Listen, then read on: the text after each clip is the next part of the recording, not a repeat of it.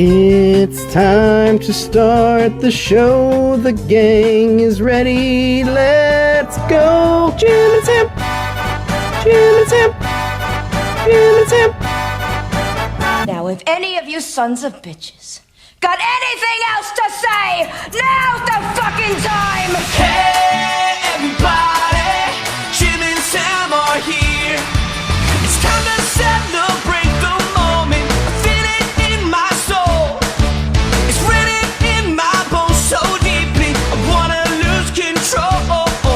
So turn it up a little more and laugh along with me. The show is about to begin. Series 103. Yeah, so get ready. Yeah, I'm so ready. Like 1, 2, 3, 4. Hey, everybody, Jim and Sam are here. Sing it like, hey, are you ready? Jim and Sam are here. Feel it like, hey, everybody, Jim and Sam are here. So if you feel it like I do, you gotta sing it with me too. Like, hey, everybody, Jim and Sam are here. Yuck. Wow, welcome. What a fine day already. I just feel really, really good. Isn't it wonderful? It is. Yeah. I can hear a little echo. I don't know if anybody else can hear that. Rob is fixing something. He probably left the stupid speaker on this. That's a on his great. computer. That's a great call, Sam. Yes, he did. Of course he did. He did. He's a indeed. buffoon. By the way, it's a real buffoonish mistake. Yeah. Rob is basically a clumsy ass. Although I lost my ID, so the second day in a row, I had to. We should have that music a little louder. Is Mike playing the music a little loud? Yeah, it really is. Yeah. Hopefully he'll play the Pooh Bear sketch that we did again for the 9th time this week. I lost my ID, so every morning I have to go. I don't even know where in the building to go. It's been years since I got to go get a new ID because I can't just keep going down there, texting first, put me on the list, and then going. It's humiliating. It is humiliating. It makes you feel like you're not supposed to be here. It makes you feel like less of a person. Yeah, it makes me feel like the crowd feels about me here. I like to say audience, but I say crowd. You know, live performer shit. The crowd. I can't help it. I had to do that like a week ago. I had the same IDs forever. I literally had the same set of IDs from when we first came to Sirius. But, you know, last professional broadcaster Sam Roberts decides when he puts his kid in the car to leave his wallet on the roof of the car and then go for a nice drive ski. So did you lose your license too? Everything. Everything. Credit cards? Credit cards, license, health insurance card, cash. Boy, how could you not know? Because if wherever you were, you took off, it probably fell off within 30 feet. I thought so, but I backtracked and backtracked and backtracked everywhere. And of course, like, you know, when you have a kid, you at some points put him in the car, and that's the activity. So I went on the longest, most complicated, ridiculous drive just for something to do. Yeah. Which meant that, you know, backtracking between my house and a Dunkin' Donuts, somehow I traveled 25 miles.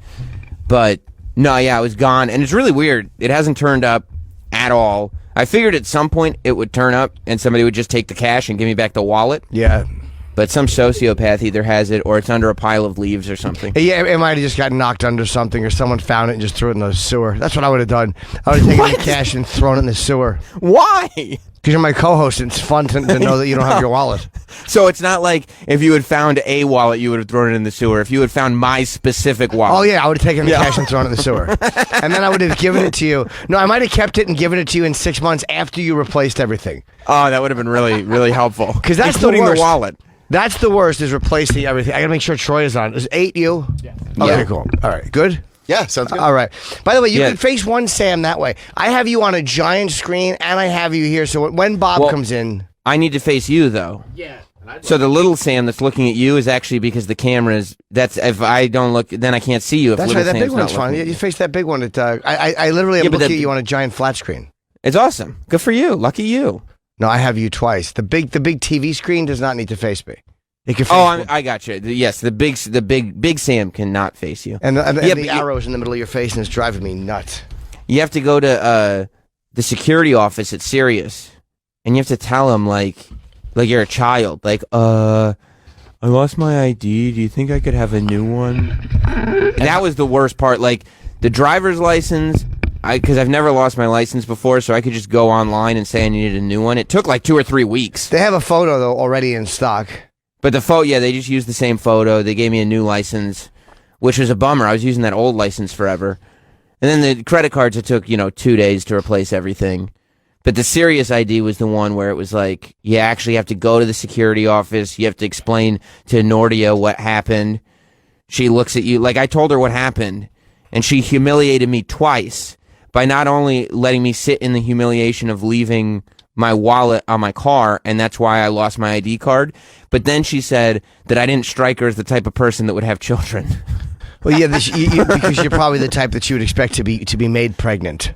Right. I guess so. But I looked at her and I to be a bottom boy. You know what I told her? I told her I'm very potent. Yeah, well, apparently you are. Just get out of the You've had office. sex twice and you have 2 kids. I mean, that's pretty right. fucking amazing. Left it in both times. Hey, do they have to take a new photo? I like my old photos. They have it on file. Yes. So yeah, my ID cards are new IDs, but they've got old, like, photos, young, yeah, still happy Sam with giant hair everywhere. Sam. How long does it take? And I also got to get a new passport. I think that now that I'm using my passport. No, but I need a new passport because it's going to expire this year, and it's starting to tell me like 6 months in advance. This will expire in 6 months. Yeah, you got to do it. It takes 6 weeks or something to get a new one. So what do you do? Go online for it?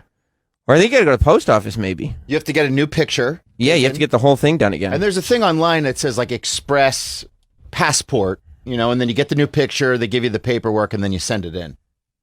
Oh, you know, do all that shit in the mail, huh? Yeah. You know what you have to do? Like, I was kind of hoping that I'd have to go to the DMV to get a new license because I have to go anyway because everybody has to get those. That's right. Everybody that travels has to get those advanced licenses. They give like a year before you have to get the advanced license because in a year, if you don't have the brand new advanced ID license, you're going to have to show your passport even for domestic flights. I guess they found that there were people counterfeiting licenses. That's so silly. Is New York?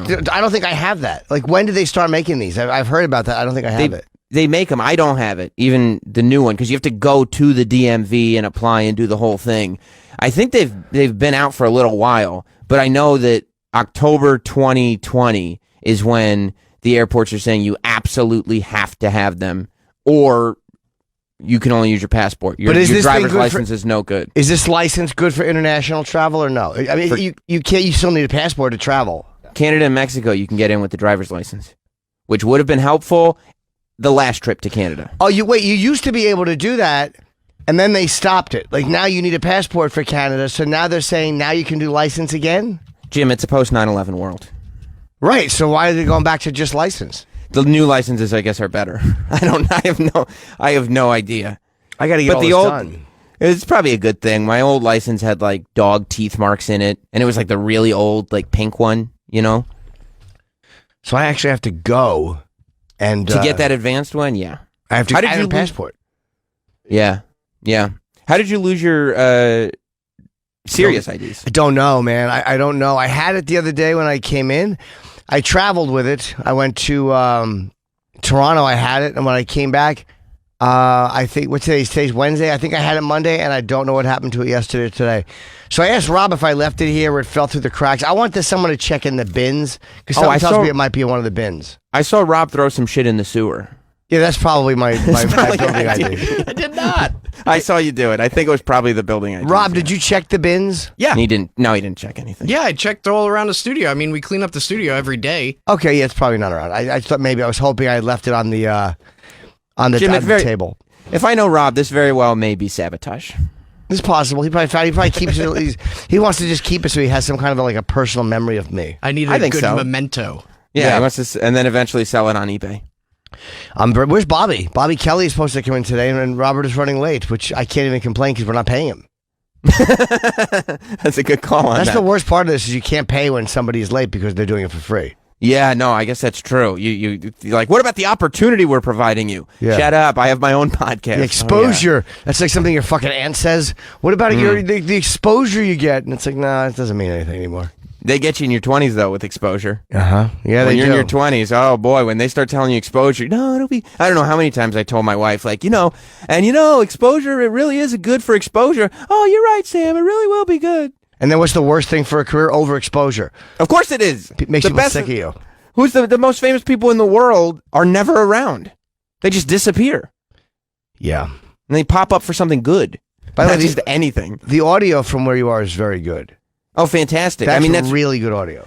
So I'm in Orlando today. I'm at the WWE Performance Center again, but they've upgraded since the last time I was here. So the room is like a much bigger, much nicer, super soundproofed room where they come in and they teach people how to do commentary and stuff like that. Oh, is that where you learned? Yeah, that's where I came in and did it for the first time. Yeah, it wasn't in this room. It was in the original smaller room when I was here the last time, several months ago. And this Sirius sent a new box. It's much it's bigger than the old one, but it looks newer too. It looks like a nicer piece of equipment. And they're Sirius. They figured out remote broadcasting because they hire these celebrities to do all these shows. And so many celebrities are like, yeah, I'll do a show, but I'm not going to come into your studio. I'll do it at my house. And they they're like, figure "Oh, out how to. Yeah, that's what I need but to travel. So the things they hook up in these houses, you can't travel with. Like It's because it's the wired internet. If you have wired internet in your house, like I have wired internet in my house, and that's why we could set up Sirius XM Bestchester. And we will be groundbreaking on Sirius XM Bestchester soon. I hope the groundbreaking is a guy in a vest screaming something religious. So you mean literally the ground is broken in my house and it falls down on top of me? Yep. I see. Yeah, if you have wired internet, Sirius can hook you up, but the traveling, like so many hotels, the internet is just not reliable. But what if the internet's not reliable? It's still better than the option, which is Skype, right? It's still better than Skype audio. It is better than Skype. It's just not dependable, meaning like we could start a show and everything sounds great, but if the internet gets wonky, you start to sound crackly, the connection loses altogether. And Jim, people are paying big money for this. They I know. expect this is high fidelity. It is, but if they would rather get some of both of us than only one. Like, you know what I mean? I would rather be on for 2 hours and have it fuck up the last hour.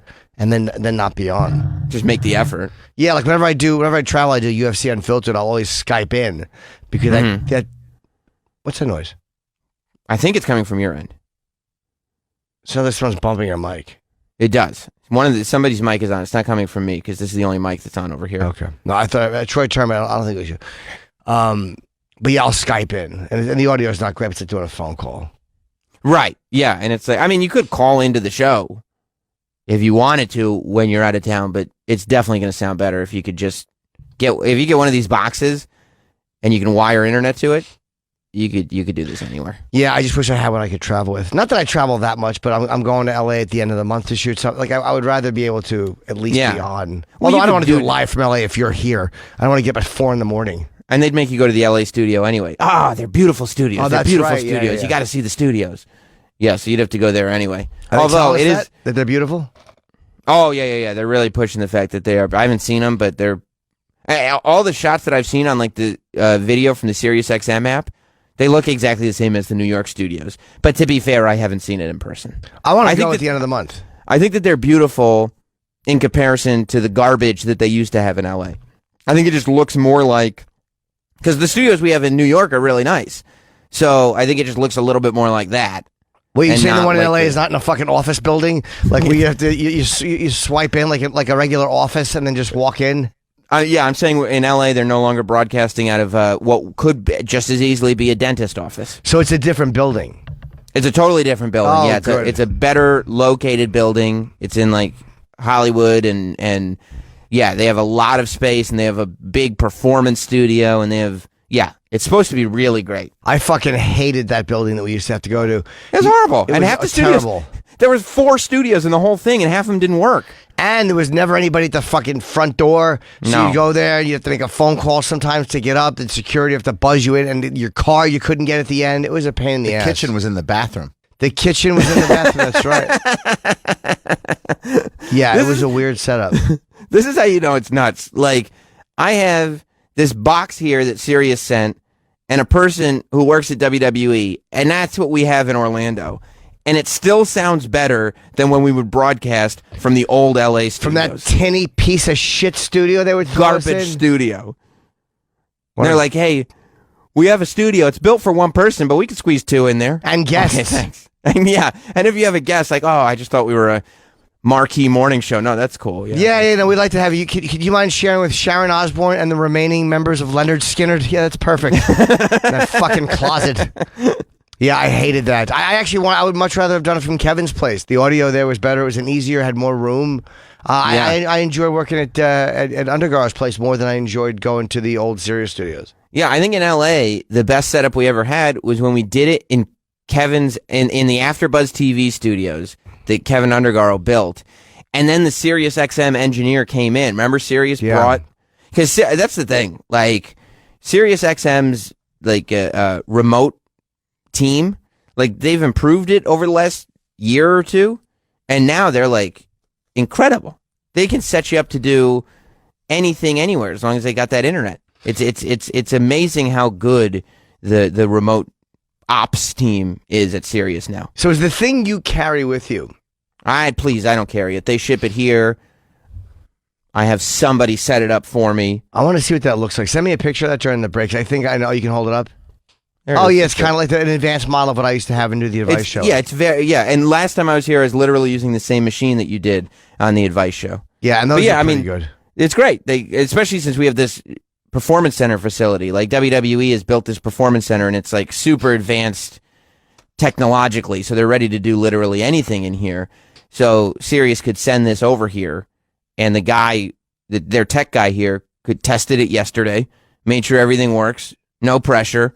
Come in here, 6:30, jump on board, hit a couple buttons, connect with New York, and bada bing, bada boom, we're ready to go. How far is your hotel? I like Orlando. That's where you are, right? I am. I'm in O-Town. I like Orlando, but there's one... You like it as a city? No, I weirdly associate a lot of places I've gone to with sexual experiences I've had. Okay. And there's one person in Orlando who I really like. Who is? Who I'm kind of glad I'm not there. It would be very tempting. I would imagine, yes, because I look around Orlando and it's like, man, if you're not doing wrestling stuff and you're not doing Disney stuff, I don't know what you're doing down here. I can tell you, and you wouldn't like it. You're right. Yeah, I could see if you were talking about sexual experiences, especially when money is exchanged. Orlando probably is. I mean, the state of Florida is awesome for that. Yeah, probably quite a hot spot. By the way, is Travis in Orlando today? He's flying out. Yeah, Travis was texting me last night trying to get me to go see Sugar Ray with him at Epcot. Did you see Travis? No. I was texting with him. I was texting with his wife. I mean, they're having such a great time. Are they doing anything today or flying home in the morning? They're flying home today. I think last night was their last night of their 19-day Disney excursion. Yeah, it really is an endless trip. It's too long. They've seen everything 9 times already. Although they did stay long enough to see Sugar Ray, so that's pretty dope. Is he loving it? He was, yeah. I mean, he was last night, yeah. And he's coming home this morning. Yeah, he's coming home today. He'll be back with you guys tomorrow. I'll be back here tomorrow still. Oh, you have to do stuff tonight. Yeah, because tonight NXT is going to be on USA for 2 hours starting at 8 p.m. So it's 7:30 over on the WWE Network and all the WWE social media channels. They're doing a pre-show to the big NXT TV show on USA. So I'll be a part of the pre-show at 7:30 on the WWE Network. Now, do you get nervous when you have to announce those? I think if I had to announce something like that, I would get very panicky. I don't get... I get terrible anxiety. Terrible anxiety. It's not like it's like nerves, and it's also not like formal announcing. Like, they bring me on to just be myself. Yeah. And like, they don't mind when I'm kind of a dick about it, and I could just say what I think about things, and all that's fine. So I don't have to do like a formal announcer's job, but I just get terrible anxiety over everything anyway. So it's one of those things where you love doing it. It's like a dream job. But when the thing itself is actually happening, like, I'm going like, okay, all I need to, I can't wait till this half hour is over. Like, tonight it's a half hour pre-show. Yeah. Like, I'm going to love it, love being there. Once it's done, I'm going to be like, I am love that I just did that. But as it's happening, the anxiety is so bad, you just go like, okay, let's let's just get through this. Let's just get through this, and hopefully nothing terrible happens. Because sometimes you do screw up. And hopefully, it's one of those things where I start counting down, like, okay, the time is now 8:00. In 12 hours, it will be done. I do too. That's how I make myself do something where I go, or if I have a crazy weekend, I'll go, in 48 hours, you'll be back home.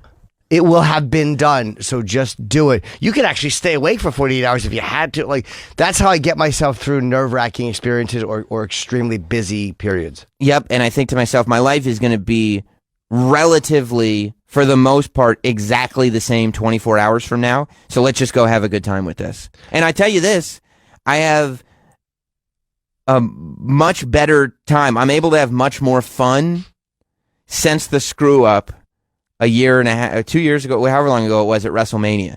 Since the action is on the way moment, like since that screw up happened, I'm like, okay, I've been there. I know what that's like. I don't think it's ever going to be that bad because that was like, I have not shown that to anybody where they've gone, oh, it wasn't that bad. They go, oh, okay, yeah, no, I see. You humiliated yourself. You humiliated the WWE. You humiliated me. You humiliated Jess. Everyone was let down. Even Troy was embarrassed. Humiliated. Yeah. He wasn't embarrassed. Humiliated. He was humiliated. Yeah. But it's like your Walsh moment where it's like, okay, that's the worst moment. Now let's move forward. Yeah. And I know, like, I sit there and I go, I know exactly what to do if that happens. I know how to avoid it. Like, now I'm very, very, very comfortable just making it up on the fly. Because the alternative to making it up on the fly is to look like a horse's ass at WrestleMania. It wasn't all necessarily a horse's ass. Okay. It was like a rank amateur who had won a contest. But I call myself the last professional broadcaster. No, I know, which was the beauty of that moment. And it was like somebody who had won a contest to broadcast for the day, and that this was never actually going to air.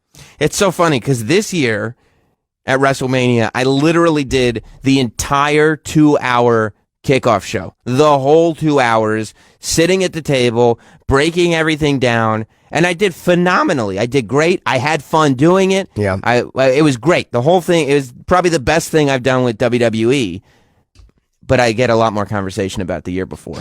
Because it's always more interesting when someone fucks up.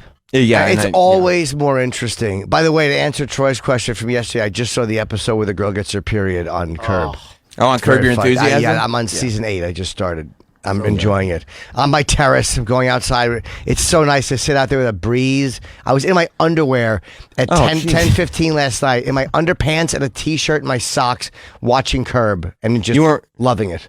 You weren't worried that a ninja was going to rappel off the roof of the building and see you in your underpants watching Curb? No, I wasn't, but I still want to hook up one more camera, a Nest out there or something. But now I'm hearing that they spy. How great is it that Zuckerberg got spied on, considering all the fucking shit they've allowed to happen? Dude, I was listening to that. So, yeah, secret videotape of... was it video or audio? I mean audio tape, sorry. Secret audio tape, too. Yeah, like they were running a reel-to-reel. Yeah. Secret audio of Zuckerberg came out, and he's giving his company, Facebook there, like a speech, and he's answering questions from people, and he's talking about Elizabeth Warren, and he's talking about government wanting to break up big tech companies and calling them monopolies and this and that and blah, blah, blah. And so it all came out, and I thought two things. Number one, how after all these years, I get it when he was just an awkward college kid, but how after all these years of being one of the richest CEOs in the world, one of the most powerful people in the world, how is he still such a horrendous public speaker? Because his brain is not wired to perform. He's a doer. He's a thinker. He's a brilliant guy behind the scenes. He'll never be a great public speaker because his brain isn't wired that way. Isn't that wild? It is, but Bill Gates is probably not great either. He's an awkward guy. Steve Jobs was okay at it, but he was great. Steve Jobs was really, but Steve, you know what? Steve Jobs actually hired people to do most of the genius work for him. He was a genius at getting people to do genius work. These guys have a brilliance that works in a different way. He's just an awkward dude, and that's. You know, again, the nerds, those are the ones who make changes in the world like that, and they're all nerds because they're awkward. Let's hear it for the crazy ones. Yeah. I say that, like, I have what we call a freak flag. and I fly it. I've noticed that, and sometimes I'll text you and say, Jim, don't forget this morning, let your freak flag fly. I'll say that. And we all tease Mama Monster, but she does embrace that part of all of us. And that's why you like her so much. It's why I like her so much. Yeah. The other thing that I thought watching that is, what's with I feel like we're just in this place, and I guess it doesn't have as much to do with employer as it does just people love to record things because it's so easy. Yeah. Why can't a boss just speak to his employees without somebody taping him? Yeah, that happened to Howard. That was video. Like somebody fucking videoed the whole hour and released it. Like I saw the Howard thing, and I'm like, the guy's just trying to do a speech, and like these are these ridiculous speeches where you're trying to rah-rah the team and nothing in the speech ever happens. You come up with all these ideas and you're like, okay, we're going to implement this. And then a week later, everybody loses their motivation and nothing ever happens. I watched that though and it made me go, we got to crack some heads around here. Oh my God. We got to get some shit done. I was thinking the same thing. I was like, oh my God, I wish. So yeah, Zuckerberg got taped. If you're a CEO, you just have to realize that you're going to get taped. Like, there's no way to avoid it. Although whoever did that is pretty ballsy. Because you figure if anybody has a good way of tracing something, it's Facebook. Yeah. Do we have any of the clips? Yes, I'm sure we do. Who will play them? I don't know. That's okay. Troy's Jim. going to do it. You don't need to know. Troy will play one. What do we got over there? I know there was... We got 4 he was talking. Bob Kelly's coming in, by the way, just so you know. Oh, great. Bobby is entering. He's a little late. That's okay. But I'm happy he's... Well, he's perfect to have this conversation with. Yeah, he is. He's a big tech guy. Hi, Bob. The big tech guy is right.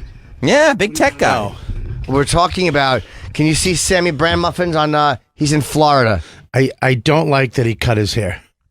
Why not? I forgot to mention that it does look a little weird. Because he looks like a Canadian bushcrafter now, like an Alaskan man on his own or some shit. He did it. Thank you. But before it was like the hair was his thing. It was like a little crazy. So if you ever see somebody at the airport? Sure. And they're just. What Do you ever see somebody on a plane? Yeah. Do you ever see somebody outside? Yes. Have you ever seen somebody at your house? No. Okay, there you go. I knew I'd get you. I'm lonely. But he, and you're at like some little dude with weird glasses or a scarf or crazy hair. You're like, I don't care. That guy's weird looking, but he's interesting. I would like to talk to him. Yeah. He had that. Now I'll walk by him in the airport and not even notice him. Dude, I'm 36 years old. I can't be the kind of wacky kid forever. Yeah, you're in a thing called show business. That's right. That's true. Okay. Look, I'm still the last professional broadcaster. I cut my hair. Oh. I got a big beard. Oh. Obviously, been hitting the gym So a lot. did I. I'm a man. I have a big beard too. Listen, her name's Dawn. Yeah, dude, listen, you got to grow it back. First of all, because you're balding, okay, and I can say this to you now because, you're one of us. Yeah. The craziness on the side made your weird balding acceptable. That's right. Now you're just a fucking aging ass. Yeah. That's just such a hurtful way to say it. Yeah, now you're just getting old. I mean, Yeah. before you were just a weird dude with crazy hair. What does he do? I could see you. Wow, what is that guy? His hair is crazy. He's interesting. Yes, he was interesting. Now I will walk by you 10 out of 10 times. You I bet what you're saying, and not to jump on you when Bob is here, but you're saying that he looked like an adorable Muppet, and now he looks like a guy who shits on a grate in the winter. Yeah. Yeah, I mean, I wouldn't have said it as funny as that, but yes, yes. Look, Bob, I mean, I've gotten to a place in life where all I want is for 10 out of 10 people to walk by me and leave me alone. No, you're not. Sounds great. No, you're not there yet. You don't think so? No, you're not there yet. You want them all to go, "Hey, Sam." You don't want them to walk by you.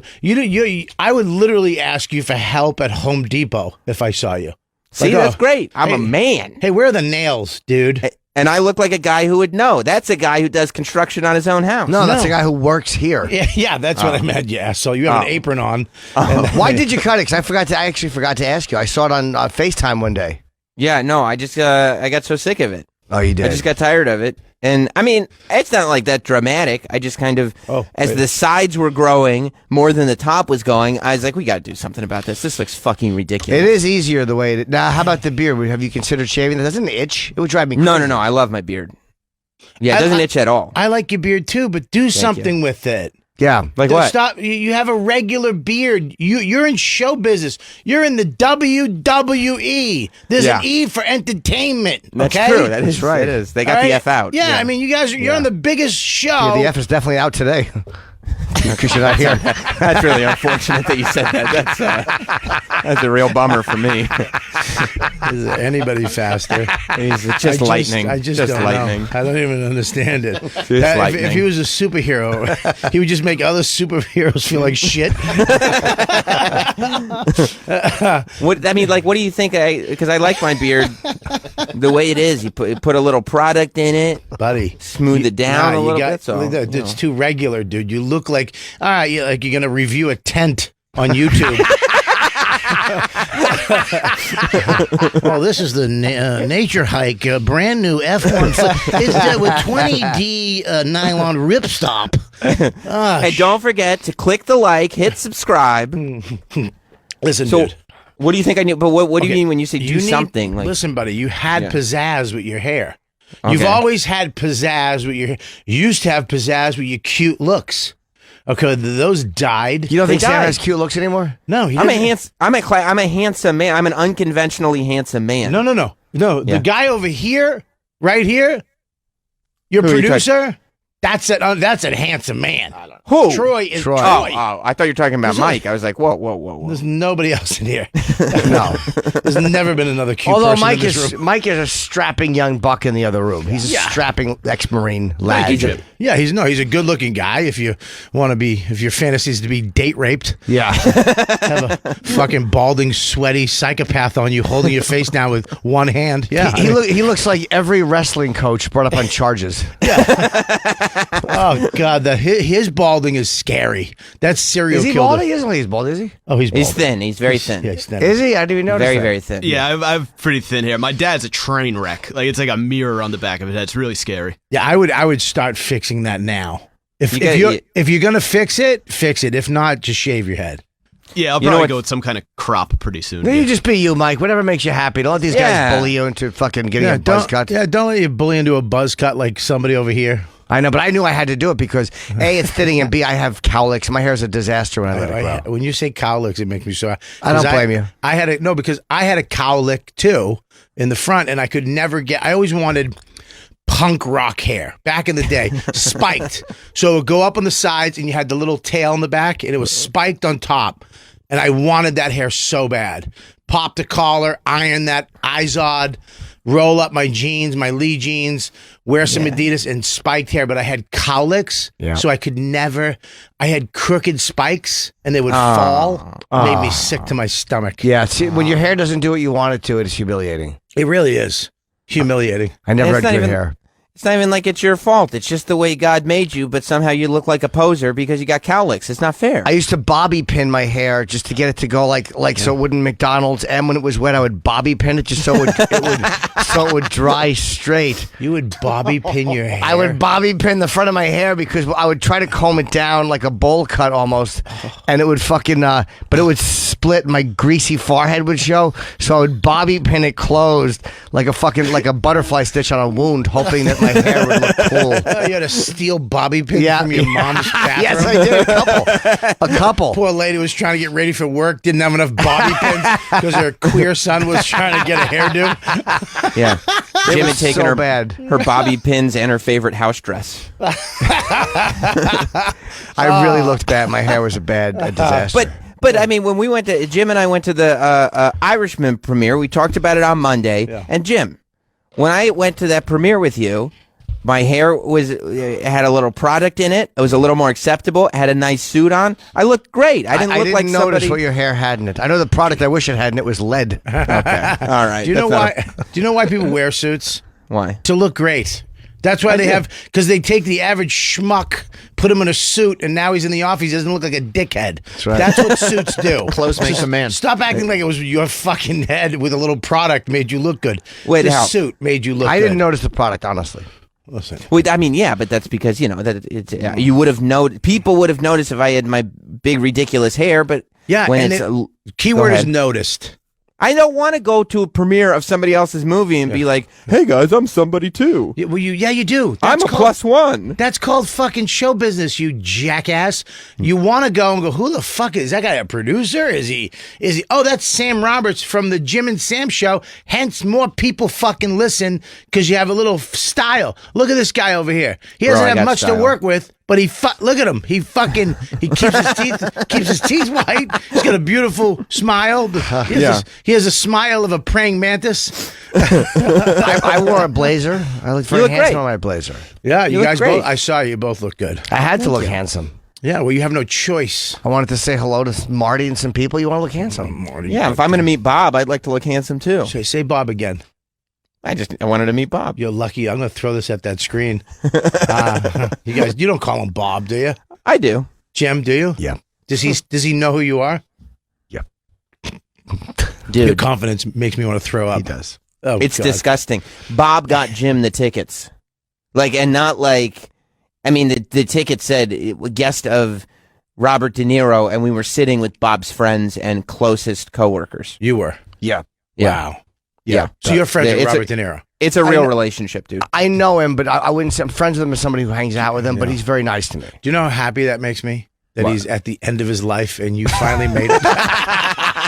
You got fucking months of this friendship before he's gone. Are you happy I didn't meet De Niro after like fucking after Goodfellas? Oh, it makes me so happy. You met him when he's 4 inches shorter than the regular one we know. You know what though? I mean, I just take the friendship day by day. Yeah, you have to, because he's not going to be around year by year. Oh, God bless Bob. He's going to outlive us all. Oh, okay. Healthy as a horse, that Bob, isn't he? I hope he has another movie for you. You don't. He doesn't make it. I do not hope Hey, that. we want you to star in this. That's the funny. I always say that about me is that I always get stuff when it's dead. I always get the festival. It's last year. When the industry's no longer going. Yeah, exactly. I'm actually still auditioning for the Vale Festival. Remember that before Aspen? Yeah. I always get that shit. I'll do Rogan when he's like, right before he gets a nice hashtag me too, the day of. Oh, he can't make it today. He's in court. Or when he quits. Yeah, I'd be like, yeah, I'm just going to go hunt. Or he's farming it out to other people. Like, Yeah. you're going to talk to my producer today. Yeah, I'm going to go and Jay Davis is going to be hosting Rogan. Hey, buddy, how you doing?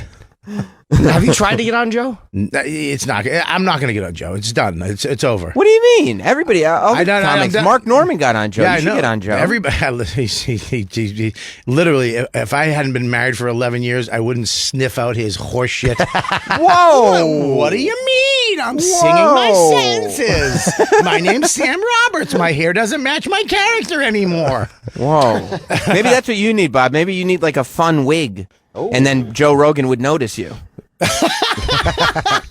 That's I actually thought about that for a second. No. It's one of those things. I think that show you just get on when you get on. It's not a, it's not a thing where it's like, hey, can I get? At that point, it's like I don't want to ask.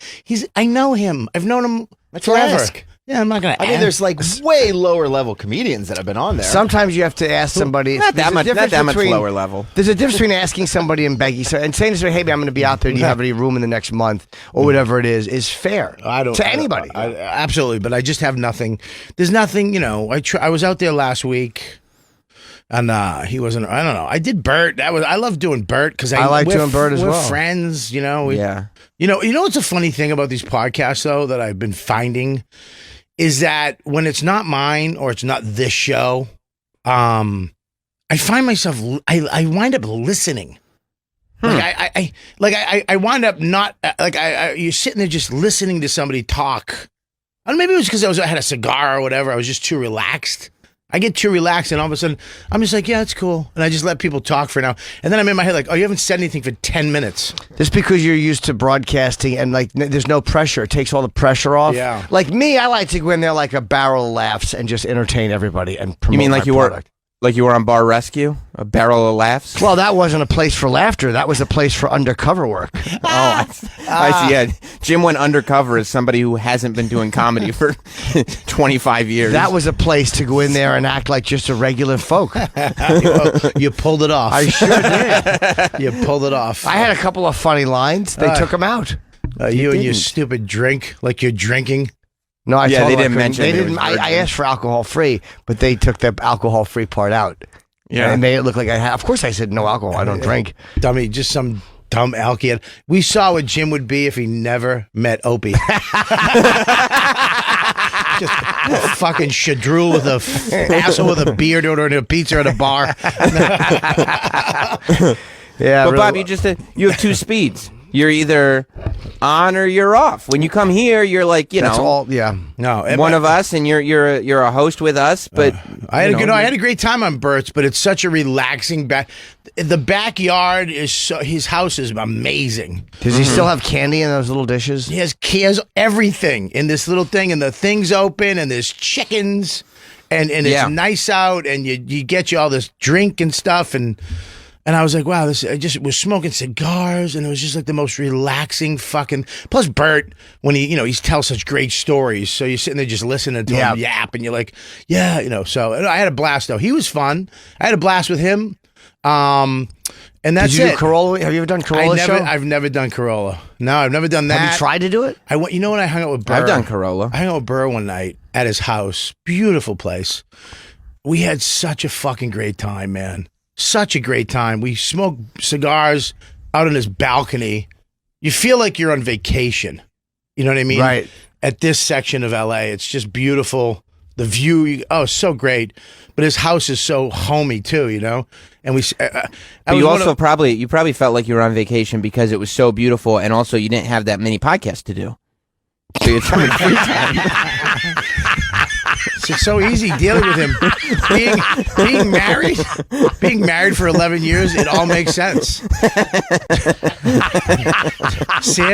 Sam's approach to comedy is being a wife.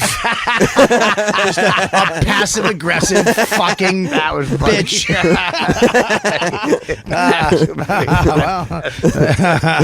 Yeah, I really just relaxed it out there, Sam. What did you go out there for? By the way, how psyched are you about our? You haven't been on. How psyched are you about our fucking the Degenerates airing? Oh yeah. At the have you edited yours? I edited. Giving them the mine. notes. Yeah, I did. I did too. I have one more quick note I'm going to give him today. But and New Year's Eve it's airing. It's airing New Year's Eve. I did my notes that weekend. Yeah, me too. On Netflix. And it was probably one of the great things I've done in the business. Hanging out with you. You were out there. Voss was out there. Everybody on the show I really liked. And we knew everybody from Netflix, from Just for Laughs and Comedy Central. Sure, Robbie for many years. Yeah, It was Robbie and Joanne, from Comedy and, Central. Yeah, and Adam. All these people were. It was like, oh my god, this is the first time I've done something where I like everybody involved, like production wise, and all the comics on it. And then me and you, it was one of the great. I mean, we had that meal. That hotel, dude. the Wynn Hotel did kind of floor us. Listen, man. That room. When I walked into that room, I was staying at the Rio for 5 days before that, working on the set.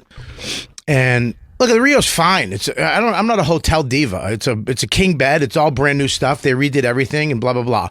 Pillows, the rooms, the floors, the tables. But when you step into the Wynn and there's a button on the wall that says "All On," and you hit that, and the shades, the curtains, the lights, everything goes on quietly, and then you walk in. It's like heaven. The It's drapes like and the shears. The shears. shears. Yeah, shears. That was a lovely time. It was so good. The bed felt like I was being. I remember that we ate that meal at Allegro Allegra in the hotel. with Enzo, the chef, who was probably one of the coolest fucking guys ever. Yeah, he stood there with us. Made me feel very important. The chef was there with us the whole time talking. You are very important. but I don't feel that way. Thank you, Sam. He loves comics. He just loves comics.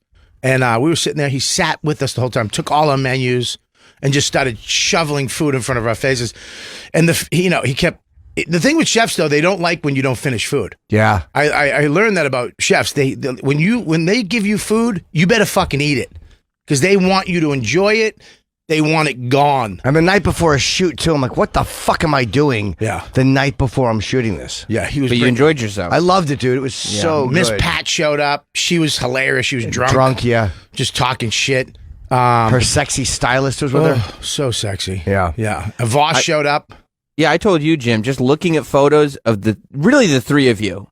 You, Bob, Voss. Jonathan was there. Yeah, it just made me so happy. Like to look at you guys and like you just happened to be in Vegas all at the same time. I mean, I know you and Bob are doing the Degenerates together, but Voss happened to be there as well. It just seemed like a reunion in Vegas. It made me happy to see. Yeah, and Florentine came. He didn't see the show. We saw him briefly at the end. He came on the last day. He was doing his own show out there. That would have been great if he came that night. I know, but he was actually working not too far. The whole experience was unbelievable. I went back after that meal. I think it was like 2:00. We went back up to the room. I hadn't slept in like almost a day. I went back to that room. I took a shower in that. I mean, just a huge shower. Yeah. And then I put on fresh panties. And I went into that. I hit all off. Yeah. And I shut the doors and I went into that bed. I felt like I was being hugged by like 17 angels. Because it was hot. It was warm but cold. Yeah, cool but comfortable. Yeah. Oh, and then I went into the bed. I felt so good. I slept. I had radio the next day. I slept right through it. Yeah, Fuck through it. Cowhead, right? Slept right through Mike. I love Mike. Slept right through it. And then I went back to bed till 11 o'clock. It was the best sleep I got probably in years in that bed.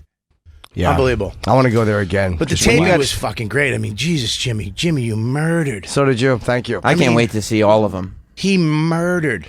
Yeah, it was weird. Bob's right though. When you got especially when you have a family, and you end up in a nice hotel. Oh my God, is it paradise? Oh boy. Oh boy. my God. So nice. I know. I hate it. I like being away. Just kind of leaving the rigmarole behind. What rigmarole? Yeah, you go home and you might as well be living in a hotel. What It's do you just have- alone. You have faces drawn on pillows at your house? Yeah, mine for being pressed into it.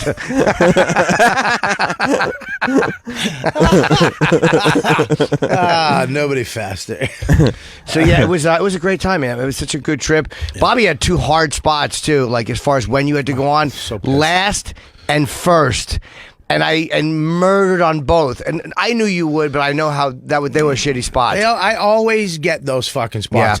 I'm on last at the Cellar every fucking show for 20 years. I'm on last every time I'm on any festival I do. I'm always the fucking dude. Put him up last because he can do it. It bugs the fuck out of me. Because yes, but there's also a sense of, let me have a nice spot. I'm filming a fucking TV show, and you're putting me. I always have to pull a fucking Tom Brady, because your brain is like, fuck. I got to close. I got to go up after everybody. They shut the AC off right at the first comic. Oh, because of the sound. So by the time I get up, the first show, last spot, 5 seconds in, I'm sweating. Like a fucking, like I should be sweating. I'm in my, I'm sweating so bad I could feel it going down wrinkles in my neck. Was there anything you did that you thought bombed? Because I didn't think you had any. I only saw part of it. I didn't think you had a bad moment in two sets. No, the only part that fucked me up was when I read on the monitor, wipe your head. There's a towel on the stool. Oh, they said that to you? Like, Blinking that's in- fucking funny. blinking in red. Wipe your head. You look over, there's a handgun. Yeah. That's the only part that threw me during my first set. But the second set, I was bummed out going first, but it actually worked out because the AC was kicking for an hour. And when I went up, it was nice and chill, and the audience was popping. I used the whole second set. I did too, but I intermixed. I'm so OCD. I intermixed a lot, but the second was always almost everything I've ever shot. The second set is always the template. I cut out a couple things from the first because I said it better. Yeah, but I didn't fuck up any jokes. I forgot it. Oh, I forgot a joke in the second one. Yeah, because I was doing so. What happens? When you do it at a live, the tempo when you go to a next joke or when you finish a joke is the applause, even how loud it is. It's like, oh, that's the end of that joke, right? And if if they're really good, I end jokes early because I'm like, oh, that's the end applause. My brain just goes, move on. Couldn't you just pull it up for the early show? I did. I pulled the. Oh, you did? There was a Okay. joke that I didn't do on the second one that I pulled up from the first one. So Yes. Bob, how many pants do you buy before you're shooting a special? I have two pairs. I bought one pair for the special. I bought a shirt I bought an outfit for the special. Okay, because I like to survey comedians because Jim bought 10 pairs of pants before he buys 10 pairs of pants before he shoots specials. Here's what it is. I put on 10 pounds, so I didn't want to wear my old stuff and feel uncomfortable in it.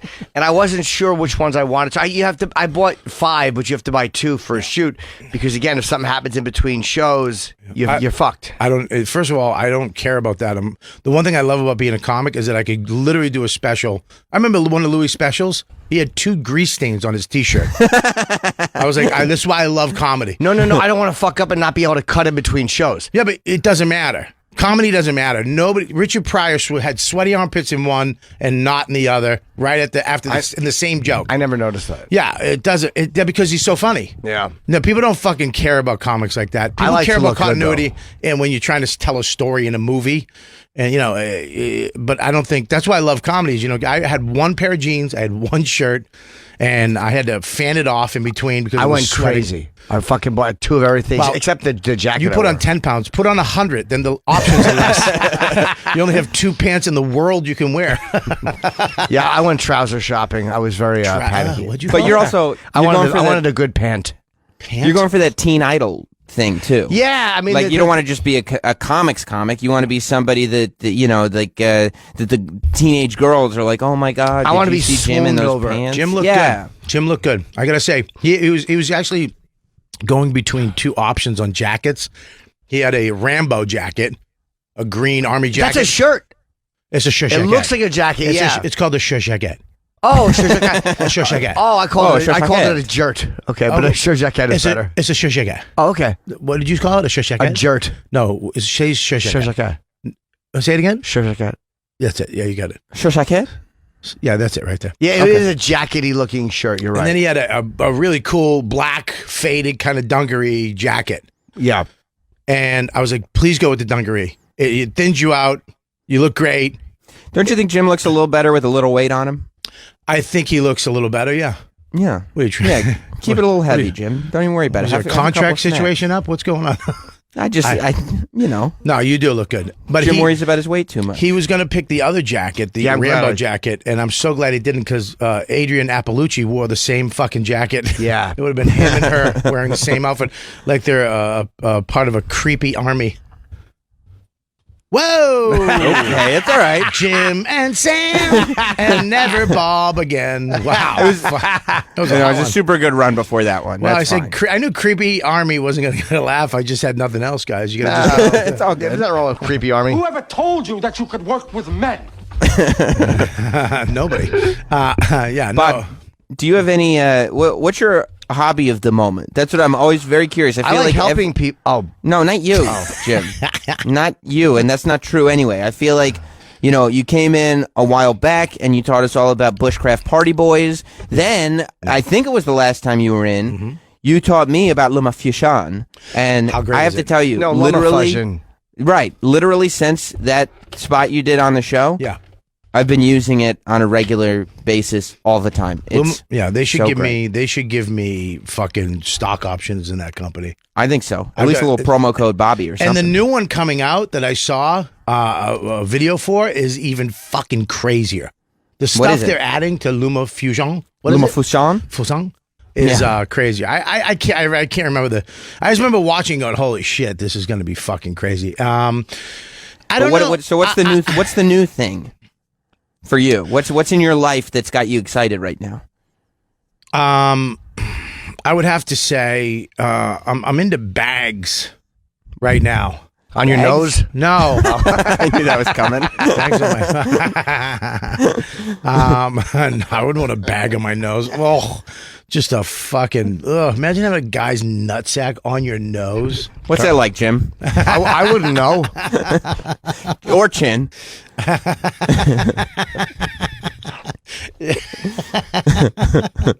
But so you like knapsacks? No, I'm into these. I'm into like the perfect bag. I'm like, I got one right now that's pretty cool. It's called Cop that I like. Okay. Because I travel so much. I'm on the road every fucking weekend.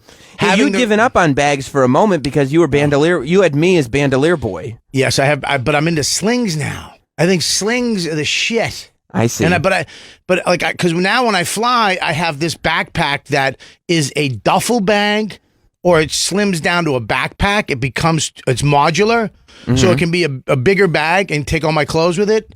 And I have these little bag. You put all your stuff in it, roll and zip it. What are those called? The a bag. Roller bags. No, inside of the bag. So it's like a organizing bag that you put all your stuff before the in, bag? and you put that in your bag, so it keeps everything tight.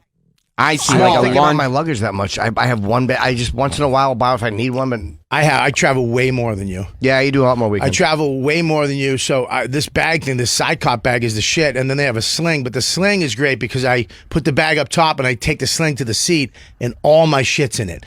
So there's no anxiety on the plane. Everything's in it. My iPad's in it, all my cords, everything I need to fucking enjoy a flight in coach is, no, I'm plus. But yeah. Economy plus? Economy a little plus. more legroom, right? Good for you. Well, I've actually been flying first class. Like it's not that expensive. It's not like $6,000 anymore. Sometimes it's like $800 for first class. Depends on where you're going, but yeah, a lot of times it's not even worth it. Like sometimes it's so much. There are times where it's more expensive, where it's like I'll just fly coach. It's not worth. I gotta say too, one thing about Jimmy, he's not a cheap person ever. When we were at the Wynn, this blew me away.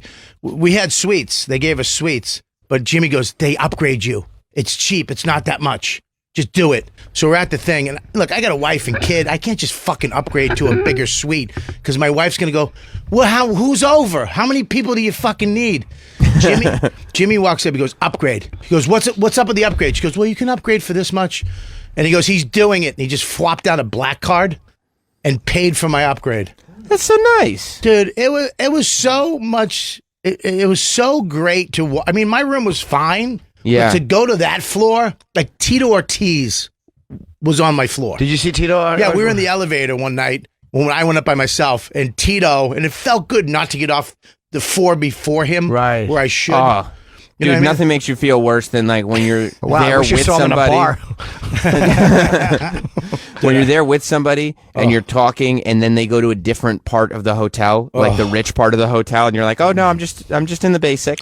Look, man, it is what it is. You are where you are. Fuck it. It doesn't mean anything. But I was on a plane recently, and I had just pitched to somebody, one of the big networks, and then it's like 6 a.m, and one of those people walked up, hey, and then we had to part ways when they were boarding because they were going in a nice hot first class. Oh yeah, and they were like, let's go, and I go, I can't. See you later. I feel like every time I travel for WWE, I find one of my WWE coworkers, and he's like, "Hey, you want to board with me? Because I'm in first class." And I go, "Yeah." And then, of course, he gets to his seat, and I go, "All right, see ya. See you later." See you. I gotta go back half a mile to walk down the plane. I gotta go to my life. Yeah. See you later. See you later. See ya. You're Paulie and Rocky. What about me? I hit the. I don't know. I want to hit the button to answer this call here. Which one do I hit first? It's been a long time. If you select the line, yep, and then you hit the green button, the green button. Okay. You'll get there. Let's see. Hello, Terry in Atlanta. Hey, what's going on, guys? Oh, hey, what's up, buddy? Jimmy. Big boy did a good job. How are you, Jimmy? Attaboy. So I was curious what you guys thought about Mr. Hollywood Tim Dillon now. A couple weeks ago, he said on, I think it was Real Life podcast anyway, it was one of the Lewis shows that he was offered Degenerates and turned it down because it wasn't enough money. He probably was, because they asked me so last minute. It wouldn't surprise me if it was because somebody turned it down. For whatever reason, I'm really glad I did it. Spot? If that's what it was, if Tim had said no, I'm really happy he said no, because I'm very glad I did. But I said no at first too. It was a whole thing. Doesn't Tim know what you don't get in money? You make up an exposure. Well, he may have another option though. You never know. Tim may be talking about an hour with somebody too. Tim is really funny. Yeah. So he may have had another option. But for me, I was very happy. I didn't love the money, but I didn't care. Tim already did something similar similar with Netflix. I think it was a half hour, 15 minutes. Oh, he did. So it's like, and they paid him this, and then they come back at him with this. Okay, understandable. So it's like, it doesn't make sense. I mean, you know, That makes sense. I mean, look, it wasn't enough money to who? I mean, you know, to a teacher, it would have been like for 15 minutes of work. Yeah, and a vacation in LA. In our world, I mean, it wasn't a Vegas. lot of money, but it didn't matter because It's a lot of money in everybody's world, but in show business, maybe it wasn't a lot of money. Sure, but it was still. I think when you look up the lineup, and they came to everybody late. They came to me late too. It wasn't like we had 6 months to prepare. Yeah, I didn't know how any of it. Thank you very much, Terry. Appreciate the call. Yeah, but the lineup was so fucking great. I heard last year too. A lot of people, it was bombed. Yeah, I heard it was a little tougher. They had a problem with the AC the year before. Yeah, they had a problem with the AC. But okay, that makes sense. I didn't know Tim had already done Yeah, it makes a something lot for of them. they That fixed the makes sense. AC this year, but then they had a fucking sore lid that was off, so it smelled like Sewage. human shit. Yeah, the whole yeah, really? time. Yeah, it smelled like. Try working with a heart on. Is that what you do when you get a good when you spin the mic? No, that's funny. The mic, Sam, your mic kind of lilts off to the left a little bit and collapses and dangles. So I'm trying to turn it the other way, but it did look like I was punctuating what I perceived to be a real laugh. Yeah, I just spin the mic, Jimmy. We got a break in a minute too. Could we have a guest today? We have Jeannie Gaffigan is coming in. Oh, yeah, I saw this. Jim's wife's coming in, and So great. I'm happy that she's out and about, and she was a Jim big did part a of great Jim's show. And not only a big part of Jim's TV show, but she's a co-writer on his specials. Yeah. She's a part of everything he does. There was a great piece that Jim did on CBS Sunday Morning, because he does like funny like contributor stuff for CBS Sunday Morning. Okay. Yeah. And he did like a story on her and then interviewed her for CBS, and it was really, really good. This is why I love it. It was so serious. Yeah, and it was, but they're funny. They made it. It was still funny. That's what I love. Why we are who we are. In that moment where you have every right to be as serious as the fuck you want to be. They still were finding funny with each other, and it was still a funny. They were making me laugh during this interview, and I saw the whole thing. It was unbelievable. it was great. Unbelievable. Yeah. So Jeannie is coming in. She has a new book out called You Know What, Dude podcast. Oh wait, that's the wrong plug sheet. No, it's creepswithkids.com. It's a tour she's on. It's called When Life Gives You Pears, and I guess it's all about the experience of having a brain tumor. Yes, Yeah, because- Bobby, how's your tour? Oh, you haven't started yet, right? I was going to say, the reason that title is so funny Yeah. is because the tumor that she had on her brain is pear-shaped. Yeah.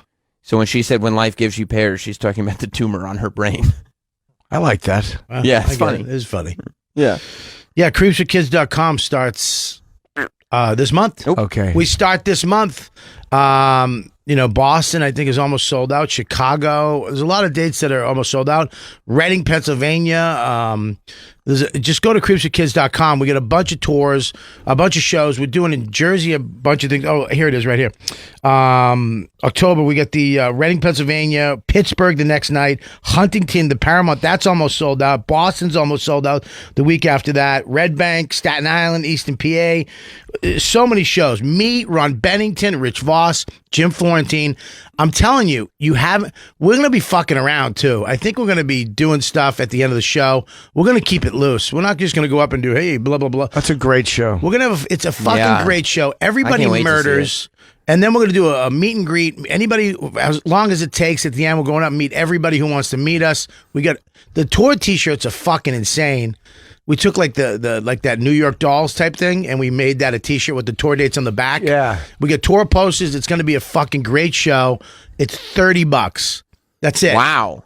$30. 4 of the fucking top headliners going right now on the road. So you can come out, see that tour. Creepswithkids.com. All over. Go to the website. Buy your tickets now, because if you don't, you're going to be fucking disappointed. And don't tweet. Hey, when are you coming to Northern Pennsylvania? We're coming everywhere. Buy your fucking tickets. We got to get the 4 of you in studio at the same time. That would be a really fun show. Yeah, it is pretty funny, man. Florentine's so. Well, who cares? Who cares? Why? It's a tour. Who cares? VossRoast.com. Who cares? Florentine posted a video on his Twitter last night. One of the old. What was the prank show that he did? The creep show. Meet the Creeps, maybe. Phone prankster. Not phone. No, Prankster. it was no phone prankster. He did It was it. Meet the Creeps, Creeps, right? yes. Where Creeps. and he did he pretended he was a vagrant trying to get money, a panhandler. Say homeless. I know you're from Scarsdale and you have a new haircut. It's homeless. Hobo. He pretended There's to be not a hobo. There's hobos are on trains with a Oh, yeah. bandana and a stick. Oh. Well, he pretended to be a panhandler. Oh my god, I'm gonna slap you. Yeah. And he went up to he just stood next to another panhandler and was like trying to learn how to get money and blah blah blah. And the bit was that Don Jameson came over with the real panhandler, not realizing that he knew Florentine, and he gave the guy a quarter. And then Florentine goes, "What? You don't have anything for me? There's nothing that you could give me?" And Jameson pulls out 100, and he's like, "Well, all I have is this 100. If you want it." And the first panhandler was like, "Wait, what do you mean? What do you mean? He gets the He became Jim's manager. He goes, "We split it."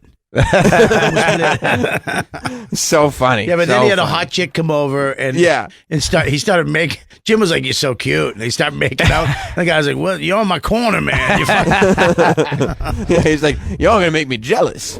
All right, and I got the Stress Factor coming up in 2 weeks. Denver coming up in 3 weeks at the Comedy Works, and Sam is in Orlando. Jeannie Gaffigan's coming in. Do we have anybody from down there? Yes, we will. I don't know if we'll announce it just in case. Just in case. But Okay, I have a big guest coming in here, and I'll be on the WWE Network at 7:30 tonight. And that's in PM. Yes, thank you. Wow. That's why I said tonight. Yep. Oh my god, you should have spun the mic on that one. I can't. I'm afraid we'll just lay limp. All right, we'll be back Now, in a Jim, minute. you go have a Wait. BM. I don't have to shit, actually. Oh, okay. Is it just gonna be a stand? Yeah. Oh, my ears are hot. Be right back. Up sheets. Hello, Welcome Jeannie, back, how by are the way. you? Jim Norton and Sam Roberts. Welcome, Jeannie Gaffigan coming in Hi, how are studio. you? Hey, Jeannie, just so you know, it's obviously Bobby and myself and Sam on the mod. He's in Florida, so he'll Hi, be Sam. piping in too. Hey, how are you, How Jeannie? are you? Good. How you feeling? I'm doing great. Why is there music playing? I don't hear anything, actually. Am I on? Oh, I'll get you. Bob Sarah there you produced go. the show. Yeah, no, it's on, but I heard music playing in my ear. I'm like, I why heard is the there- music too. From where? I believe that was coming from your end. I Yeah, don't I was, have any music. Jim, I was fading you out from the break there. We can. Oh, yeah. Who cares? I was just curious. It did sound weird. It sounded weird to me too. We have a Jim. Don't guest worry. right here. That's just why are you so curious? Because I like to know why there's music in my ear when I wasn't expecting any. It was There was an freaking odd guitar solo. as There we were was, trying right? For to- no reason. as I we was were- saying hello to Jeannie, and all of a sudden there's music playing, and I'm like, what the fuck is happening? It sounded like it turned off and then it turned back on for some reason. Yes, very somebody's strange. big clumsy elbows hit it in the other room. I believe that that's understand. true. They're Well, trying to make you look like a fool. They That's are, not but fair. thank you for That's not defending fair. me from Florida. All right, well, how you doing? Good. I just want to go on the record. The music was not my fault. I had nothing to do with it. No, it was not your fault. I was not playing the guitar in the corner or anything like that. So It was not you, no. We didn't get your book in advance. A lot of times it's called When Life Gives You Pairs, The Healing Power of Family, Faith, and Funny People. We did not get a copy of it, so I'm a little ill-prepared because we always like to get a book in advance, but they didn't give us any. I apologize on behalf of my fabulous team. But anyway, I brought you one, and I also brought you some stress pears too. Whenever you feel stressed out, you can squeeze the pear. I Did you squeeze ever these think- when I have my ears lasered.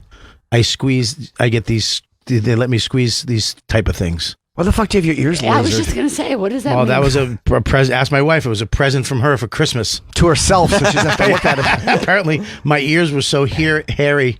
She was sick of plucking them Laser hair removal. in my ear. Yeah, that's what my wife got me for Christmas present. Is that what being married is? Is that what you both, you're it's married? it's all about hair removal. Yeah, at a certain point, it becomes about making sure the hair is in the right place. Well, yesterday my what is it called when you get the coupon? It's a group Being an old Groupon. lady? No. Oh. My Groupon was up, and she goes, "Can you ask her if I can have the same Groupon rate for my mustache?" I went, "What?" Oh my God, these aren't conversations you want to have with your mates. Oh, your wife said that? Yeah, I was like, "What?" She goes, "Don't worry about it. Just ask her." I was like, "Okay." How long have you and Jim been married?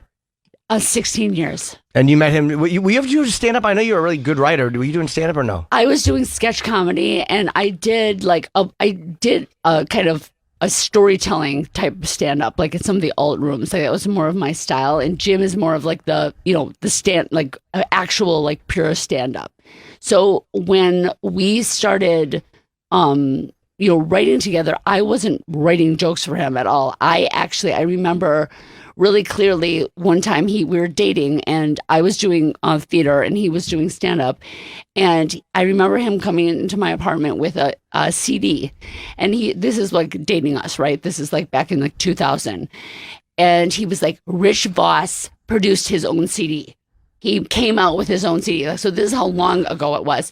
And he's like, I would love to do this myself. Do you know anything about putting together a CD? Something? Yeah. You know, Henny Youngman did the same thing with a record. He went home to his wife and went, Rich Voss came out with a record. he produced his own record. By the way, do you know how great it is? Because Gaffigan is so big that Voss inspired him to do his first CD. And I just love that Voss is still in the exact same position that he was in when he inspired Jim Gaffigan. Look, I'm just saying this is how it happened. This is the root, the history root of how I started working with Jim. Because when you guys know, when people are saying, hey, I got a joke for you, you're like, shut up and leave me alone. Like I already thought of that 10 years ago and moved on from that joke. Yeah. So it's a very it's a very autonomous art. Like you are the boss and you have your point of view. And occasionally someone who's very close to you might be able to like tag your joke or whatever. But it's not really something that at least Jim was like open to writing, and I wasn't like trying to write for him. So he came home and said, Rich Voss is doing this and he's selling them at his shows. It's amazing. And I don't know, I'm busy. Can you figure out how to do this? And I was like, sure. And so I started going to, all his sets with him when he would run the same set. And I started like putting it together on, very, very, what is it called? Archaic, sound equipment and, I had a little... Oh, you were taping it? Yeah, I was going to each club and with a microphone and taping a set. And then I was saying, okay, you did a great, set on the Manatee or whatever it was at Gotham, but when you did it the next time, it kind of sounded like it was more rehearsed. Like I started giving him notes on the CD to make a good CD. Yeah. And he kind of responded to how tuned in to his voice I was. Yeah. And kind of respected me for that. And so when I was putting it together, it was like we gained this like mutual trust. Yeah. And then every once in a while, I would say something like, the next phase of this joke might be this. Or instead of saying this, it might be, you might be able to do it on TV if you say it this way. So it was a slow build from kind of a producing and structuring and getting audio quality to go, this might work. It was a very slow thing that was not like, hey, you ought to tag that joke with. It kind of built up. Exactly. And it was like the first time I was making an observation in my voice. My own joke about something that was happening in the world. And Jim thought it was funny. And I remember being really happy because he was very much like, that's not funny. He's, Jim. Yeah. And so I remember him thinking I was funny and feeling like really good. Like, oh, wow, he thinks I'm funny because he was an amazing stand-up at the time, even though he was just doing improvs. He wasn't doing theaters or anything like that. Yeah. But it was like, he had so much talent, and I recognized that. And so, but he didn't think that my sketch writing was that good. So anyway, the point is that he called me from LA. He was in LA, and it was back when The Late Show was hosted by Craig Kilborn back in the day. Wow, yeah. And he called me, he was doing that show, and I was in New York, and he said, listen, he's like, do you mind if I do that joke on Craig Kilborn? And I'm like, I would love that, And so later on, he didn't call me or anything. I wasn't at the taping, but I was really curious about him, like if my joke bombed on TV. So he called me and I was like, how'd it go? He's like, great. And I was like, well, how did my joke, did you do my joke? He's like, yeah. Didn't say anything. And I said, well, how did my joke do? And he's like, it killed. And he sounded like kind of disappointed that it killed because it was like, he was like kind of curious that that I contributed to his act and he, and he did the joke and I felt like really good as if I had done the joke. And I was like, that was kind of like the beginning of me feeling comfortable with, kind of pitching. And you ideas weren't here. territorial. Like I'm weird when I write for other people. I get very territorial about material. Like I hate to give it away, but you didn't mind doing that. I guess Because you I were dating wasn't him. doing stand-up. I wasn't doing stand-up, so I wasn't going to do the joke. And Jim was unless it was like at my apartment. Jim was a beast, though. Back then, I mean, I did Villanova with him, I believe, one time, and when he went out and he murdered, they were standing up like it was a basketball game, and they just won. I mean, they flipped out. I went out and killed, and then he went out and did something else. Yep. And murdered, and he was clean. And then at the end, he got this massive standing ovation. I mean, he was even back then when we used to do the Boston, he was just a murderer on stage. I was around Jeannie, then. Were you doing just writing for sketch, or were you performing sketch? I was 'Cause performing. So did you have to kind of make a transition in your head to go like, oh, okay, I thought I was going to more focus on being a performer, but I'm obviously going to be a person who's behind the scenes here? Well, I kind of describe this as, it's very like female way to describe it, but it's like, for me, it's like a wedding dress. You always have this vision of what wedding dress you're going to wear. And when you're a little girl, you're like, I'm going to look like Cinderella at my wedding. And then when it actually comes down to your wedding, you put the Cinderella dress on and you're like, that looks really shitty on me. And then you put on this dress that you never would have thought of, and you're like, this is my dress. Like, this is what I want to have the pictures that my grandkids are going to look at, right? And so that's how I kind of view, like, what happened in my own career. I don't feel like I was steamrolled by Jim, although I do think that I put off marrying Jim for, like, 2 years, when I should have married him 2 years earlier than I did, because I knew I wanted to be with him, but I was, like, so afraid of getting steamrolled by Jim, because I had my own thing going on. You didn't want to. You wanted to be you, and you don't want to be Jim's wife. You wanted to be Jeannie, your own person. And I was very like, I'm the oldest of 9 kids. I'm kind of bossy. I like to run things. And I just felt like Jim was on a level. And first of all, his career was starting to really like take off. He was, he had just, the year I met him was his first Letterman appearance. And after that, he started to get a lot of attention. And now I know historically that he felt that he was like kind of wallowing in obscurity before that, even though I thought of him as very advanced in his career. He, there are people like Geraldo at the time. I mean, with this, like, I go back in his history pretty far, and I've known you, Jim, for years. And I think I was at Villanova at that performance backstage. Were you? Yeah. And, I mean, that was like in the early 2000s, right? Yeah. Yeah, I was there. I was at Villanova. Yeah. And so essentially, he kind of felt like everyone else was getting Letterman and everyone else was getting these like sitcom deals. And he was too like vanilla or something. And he was trying different personas. So if you see some of Jim's early stand-up, I mean, he did a whole phase where he was like Dice Clay. He was like smoking on stage, and he was trying out different. I remember him when he was doing stuff like, there's a piece of wood, I want to lick it. He was a very, very strange, that might even be early, like mid-90s or late 90s. Something about goats, didn't he say something? Yeah. Donkeys. Yeah. By the way, Jeannie, because I did an episode of his show, which I hated when you guys stopped doing that, and I know that was your decision. I know. You were a real creative it was part the of only that. show that would let you on? That would be a part of the motivation, yes, until I was upset. I was more upset than they were that they stopped doing it, because they put me on it.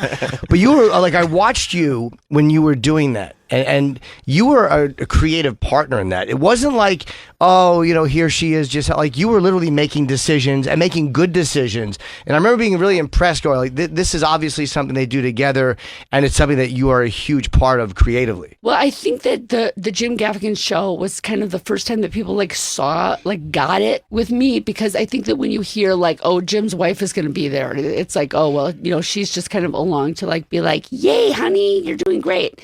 But we always had kind of like a partnership, because either I was producing something of my own and he was doing his tour. And then it became really obvious that we were both really hard workers, and if we wanted to like make a relationship work, we had to work on something together. So at a certain point, when I started kind of getting like a kick out of being in this behind the scenes position and producing and writing and feeling creative fulfillment from doing that, rather than just being out on stage and doing my own thing and producing my own thing, I also realized that if I was going to be able to be creatively fulfilled like this, I could actually have babies and I could actually do things without because if I was going on the road and he was going on the road, I don't know if we'd, have worked out because it's a very hard life. You have 5 kids, right? We have 5 kids. Yeah. Did you know it would be 5 in the beginning? No, I didn't. But you have to understand, I'm from 9 kids. So 5 is kind of small. So it's not a big deal. It's not a big, it is now because I had, brain surgery and, it's very challenging, but there's something about the, I produce kids too, you know what I mean? It's like, there's something really about my personality. Like I am somebody who likes to do a lot and I feel really fulfilled by having a full busy life. And so I think that after, and what this book, When Life Gives You Pears, is about, is that getting so caught up in how busy we all were. And I know I'm kind of jumping out of the history of Jim and I working together. But one of the things that I've learned on the other side of after, facing my own mortality is that filling up your, I'll always be this person. I'll always be filling up my life with different projects and things and kids and being so involved with life. But it's kind of like cutting out the unnecessary things that are just not meaningful and focusing my life more on meaning. What seemed meaningless? Like when you all of a sudden you find out I might die, I have a brain tumor, what all of a sudden goes oh, Jesus, what was I worried about that crap for? What was something that you're oh. Well, pretty much everything, but let me put it this way. I still sweat the small stuff. I still get irritated. I still, with small things, but one of the things that changed is all right, for example, the show. You're talking about the show. Okay, I did understand that I was not going to be able to maintain executive producing a TV show on that type of schedule and writing the episodes, directing episodes, and having 5 kids that are going to see their mom ever. So I understood that I needed to let go of that. And when I talked to Jim about him getting a different showrunner, because I can protect, it was our story, right? It was the story. The reason why we were here is because Jim was playing himself on your show.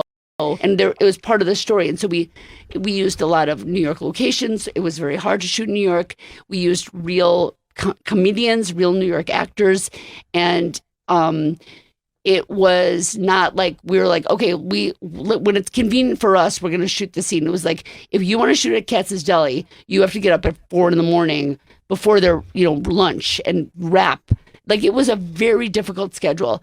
And so when I proposed this to Jim, he was I don't know of anyone else who can protect our story as well as you can, because it's who else is going to be as invested in protecting the integrity of Jim's voice?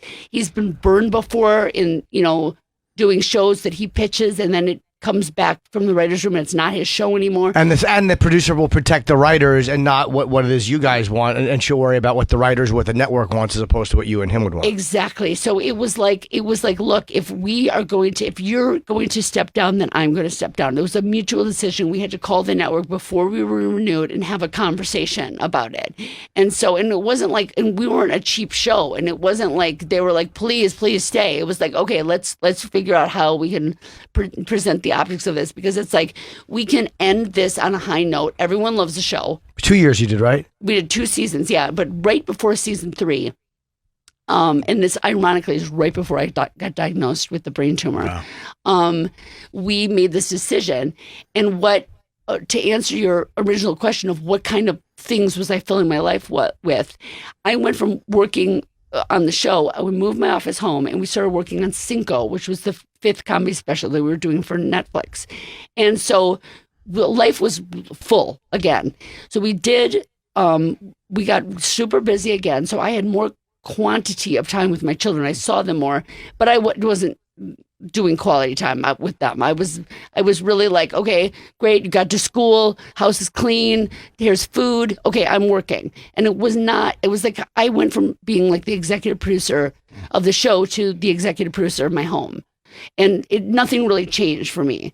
And so then we got done with Cinco, we got it on Netflix. And at that point, as you know, when you produce a special, you have zero material. You got to start over and start writing again. And so I was like, okay, great. We have this like time now to take a breather. And Jim was like, okay, I booked a theater for September, like of the same year. It was like February. And I was like, right, but to do another special. And I said, material. And he said, that's what's going to be so challenging about it. It's like, we're going to write an hour before the date of that theater. Like it went on sale. See, why do new stuff? After a special, I just like to I just reverse the order. Like, I just open with my closing, and then I close with the opening, and the crowd's stupid. They don't even notice. This is what I'm saying. I'm like, can't we, like, but yet I want, he's my husband, and he's like, obviously he knows what he's doing. Okay. So I'm like, every time I fight him, he turns out to be right. When it comes to like career, marketing, he's very brilliant about this kind of thing. So I was like, okay, here we go on the ride again. And then he said, and what we're going to do is we're going to make a documentary film about what it's like to have zero material, have a date on the calendar.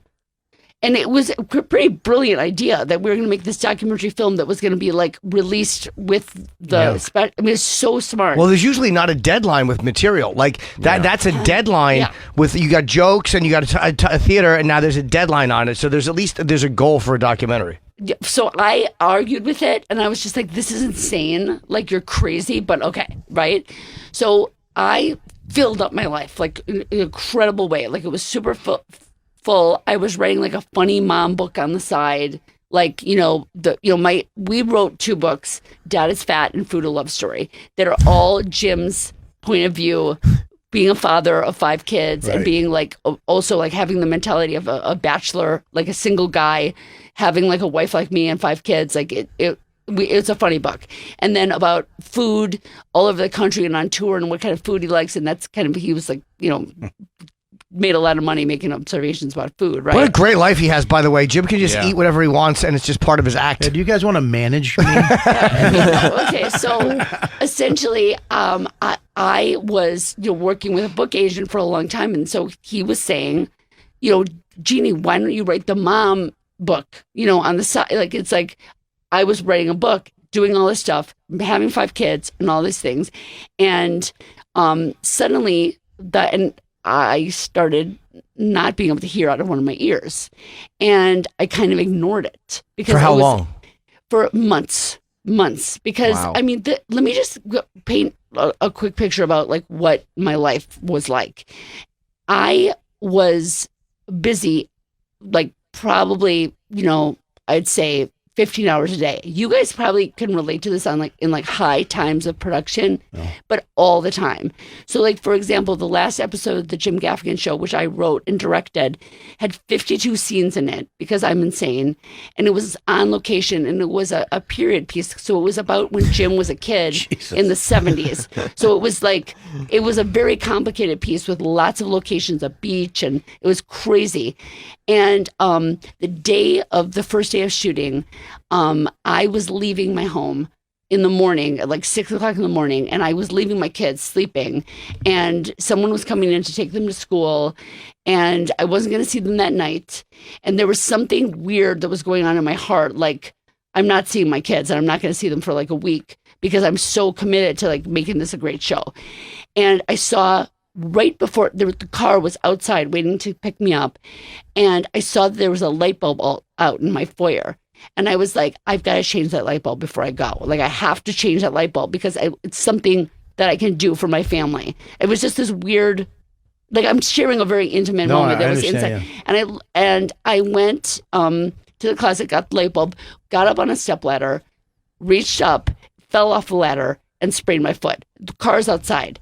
I have a week of like brutal shooting, and I just hobbled out to the car, got in the car, and when I got to set, I told a PA, I'm like, go into the props truck, find crutches or something. Wow. And I didn't even think about going to the urgent care, just because I was like, I can deal with that pain. Well, do you fall because it's just the thing that people do sometimes, or because it have something to do with what was going on? Well, now I know.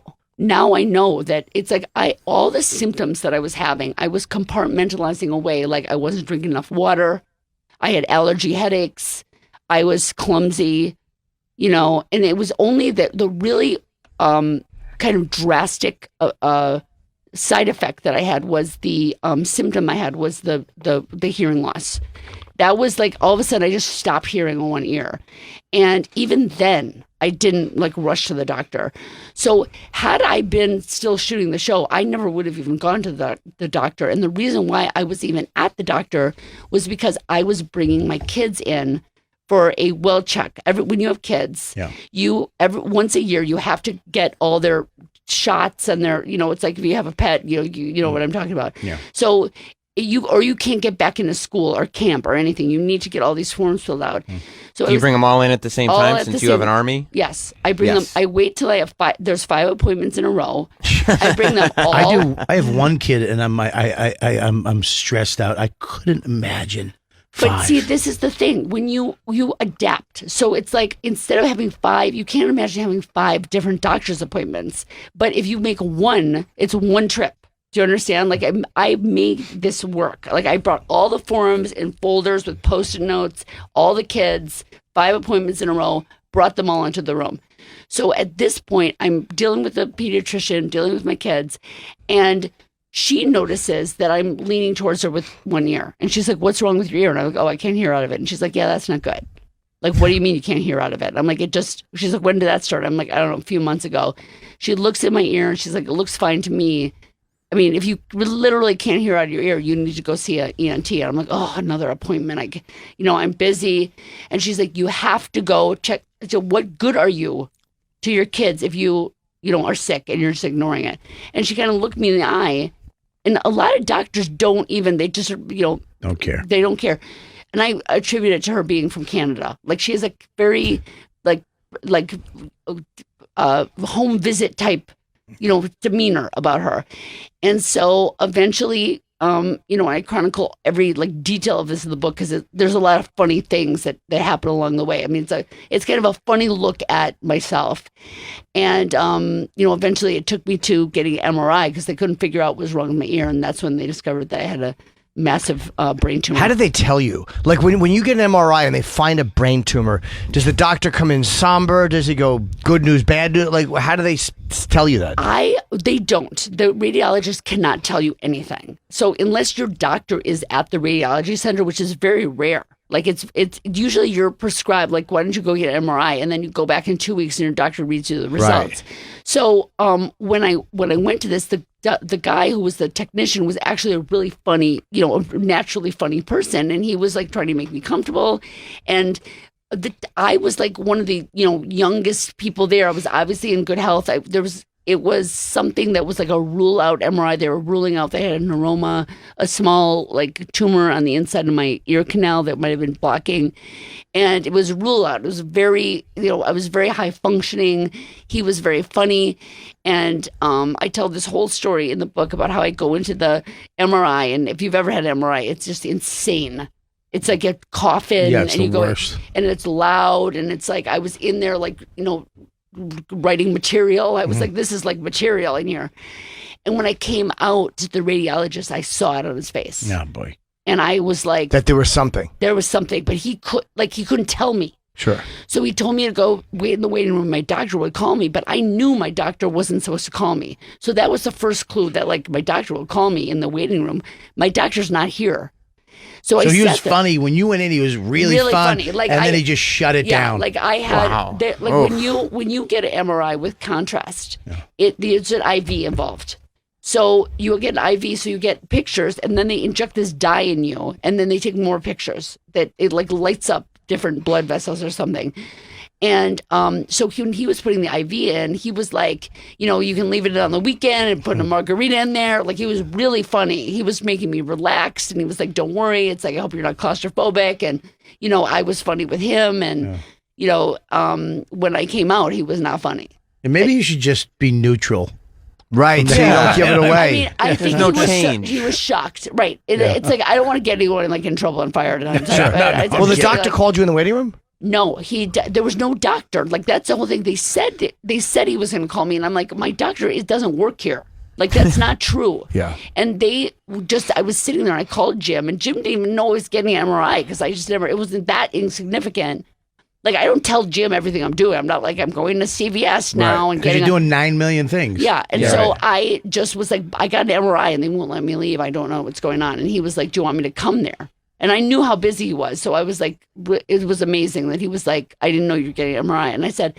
And then I said, you know what? No, I'm leaving. So I went up there and I said, listen, I said, where does it say in any paperwork that I'm supposed to sit here all day when I have no doctor here? Like, what am I here for? And then they couldn't answer that. So I left. So in about 2 hours, my ENT, this is the ear, nose, and throat specialist, called me and said, hey, I'm looking at your report here. It appears you have a mass in your brain, and it's no longer in my kind of jurisdiction. Like, I'm not like qualified now to tell you anything more. So here are some phone numbers of some neurosurgeons. Wow. That you can see, and they can tell you more about it. And I was like, what? What do you mean I have a mass in my brain? I'm like, what about my ear? He's like, it's probably why you can't hear out of your ear, but it's a mass in your brain. And I'm looking at your report, and he was just kind of like not telling, because he can't like make a diagnosis now. Because it's all lawsuits. They're all afraid he'll tell you the wrong thing. Right. Yeah. So you have to talk to a neurosurgeon, and they obviously tell you, like, this is what it is. Do they tell you that if you don't get it fixed, you're going to die, or it's going to affect your quality, you're going to lose motor functions? Did you have to go, like, were they like, you have to go right now to get this taken care of? Well, I mean, eventually, but there was a long series of calls and people asking for reports. I was caught in some wheel of like, limbo, where they were like, call this guy, call that guy. You have to go back and get your scan and all this stuff. And are you terrified at this point, or are like, you just kind of going through the motions? I'm terrified, but it's motivating me to fight. Like, that's what it was. I was like, what is going on? What do you mean I have a mass in my brain? And then when I called the neurosurgeons, they had like a point. They were like, are you a new patient? I'm like, no, I'm just randomly calling a neurosurgeon to make an appointment. Like, how many people are trying to like make fake appointments with neurosurgeons? And so they gave me a appointment in like a month. And I was like, I can't sit on this for a month. So I just started thinking, first of all, I called every like prayer warrior I know, like nuns, like priests, my aunt. Like, I was just like, I just need some like people to like pray to God that I'm not like, I don't have like brain cancer, because I can't cope with that news right now. I have all these kids. I have all this stuff going on. I don't. And they knew nothing. You didn't say anything to the kids, right? Nothing. No, or my parents. Because I'm like, I'm not calling my parents. Just your husband, just Jim. Just Jim, and these people who are like, I am like a Shiite Catholic, as my husband describes me. So I like believe in a higher power. So I'm like, somebody else deal with the higher power, and I'm going to figure out what's going on. So then I remember that my childhood friend in Milwaukee, Wisconsin, is a neurologist. So I call him, and I'm like, listen, if I get you this report, can you make sense of it? And he was like, oh, I can try. He's like, I'll see what's going on. So I get the report. It takes me like 3 hours to get my own report. I get the report. I send it to him. He's like, I need to see the scan. This is not making a lot of sense, because what size they're saying that this mass is and where the location is doesn't make any sense to me. So we go to the radiology center, we have to buy copies of the scan. Jim goes to FedEx, sends it to Milwaukee, and we just kind of like, all right, let's just go on with our life and order a pizza for the kids, because I didn't do any, cooking. I was like, my life was like completely derailed. So the next morning, Dr. John Broderick, my friend from childhood, texts me a picture and says, you need to get the OR today. So that's where he shows me a picture of my brain. It's the pictures in the book. My skull with a massive like pear. It looked like an inverted pear in my skull, right lodged in the area between where my brain is and where my body is. So in the brain stem. My God. And he's like, this can't be. Like, you need a plan. And I was like, I don't have a plan. I don't have a doctor. I don't have a neurologist. I have an appointment in a month. He's like, a month? He's like, if you were my patient, you'd be being wheeled into the OR right now. And I said, I don't know what to do. What do I do? I can't even get in an appointment. And he said, this is what you do. Google the top neurosurgery department in New York City and take this scan and go to the ER at that hospital and give them the scan. And they're not going to know what to do with you, and they're going to get you a neurosurgeon that day. Today. Get in the cab. Wow.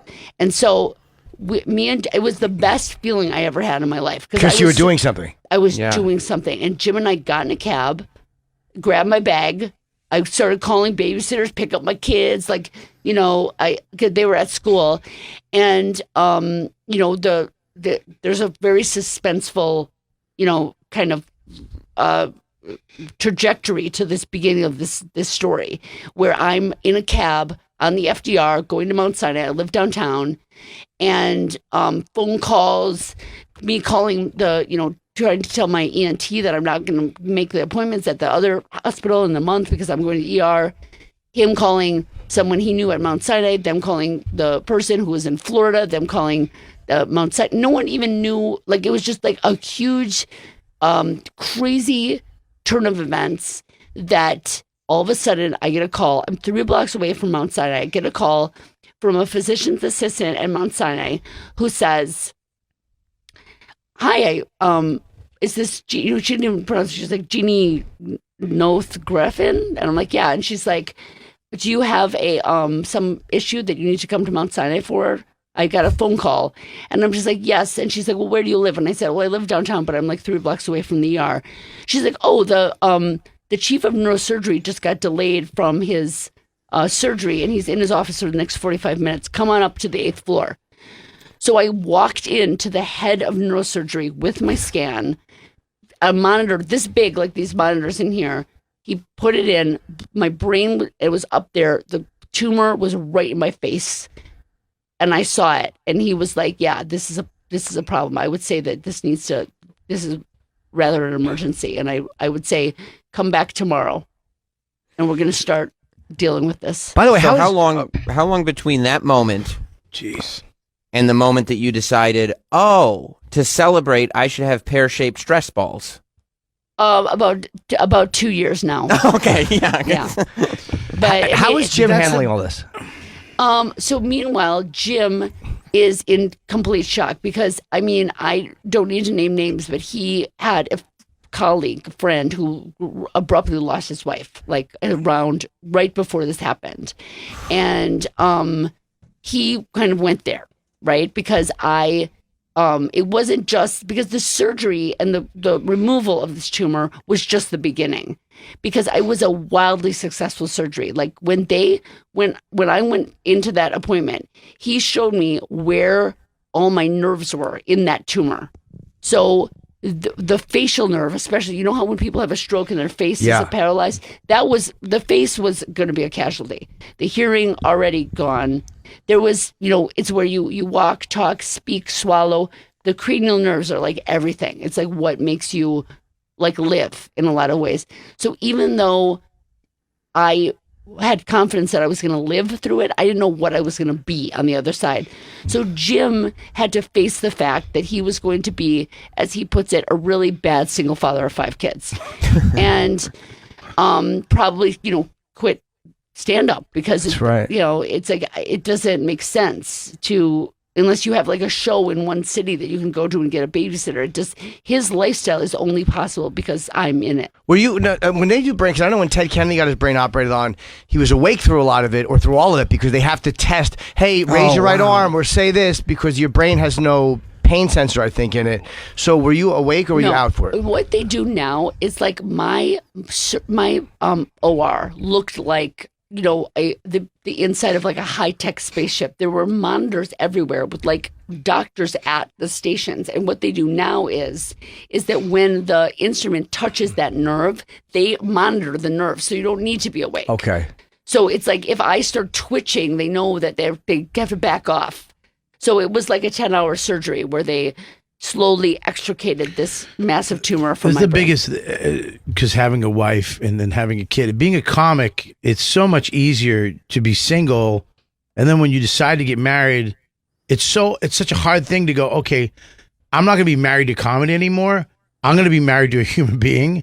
And then when you decide to have a kid, it's another level of, because now I cut a tree down in my backyard because every night I was like, that tree's going to fall in my kid's bedroom.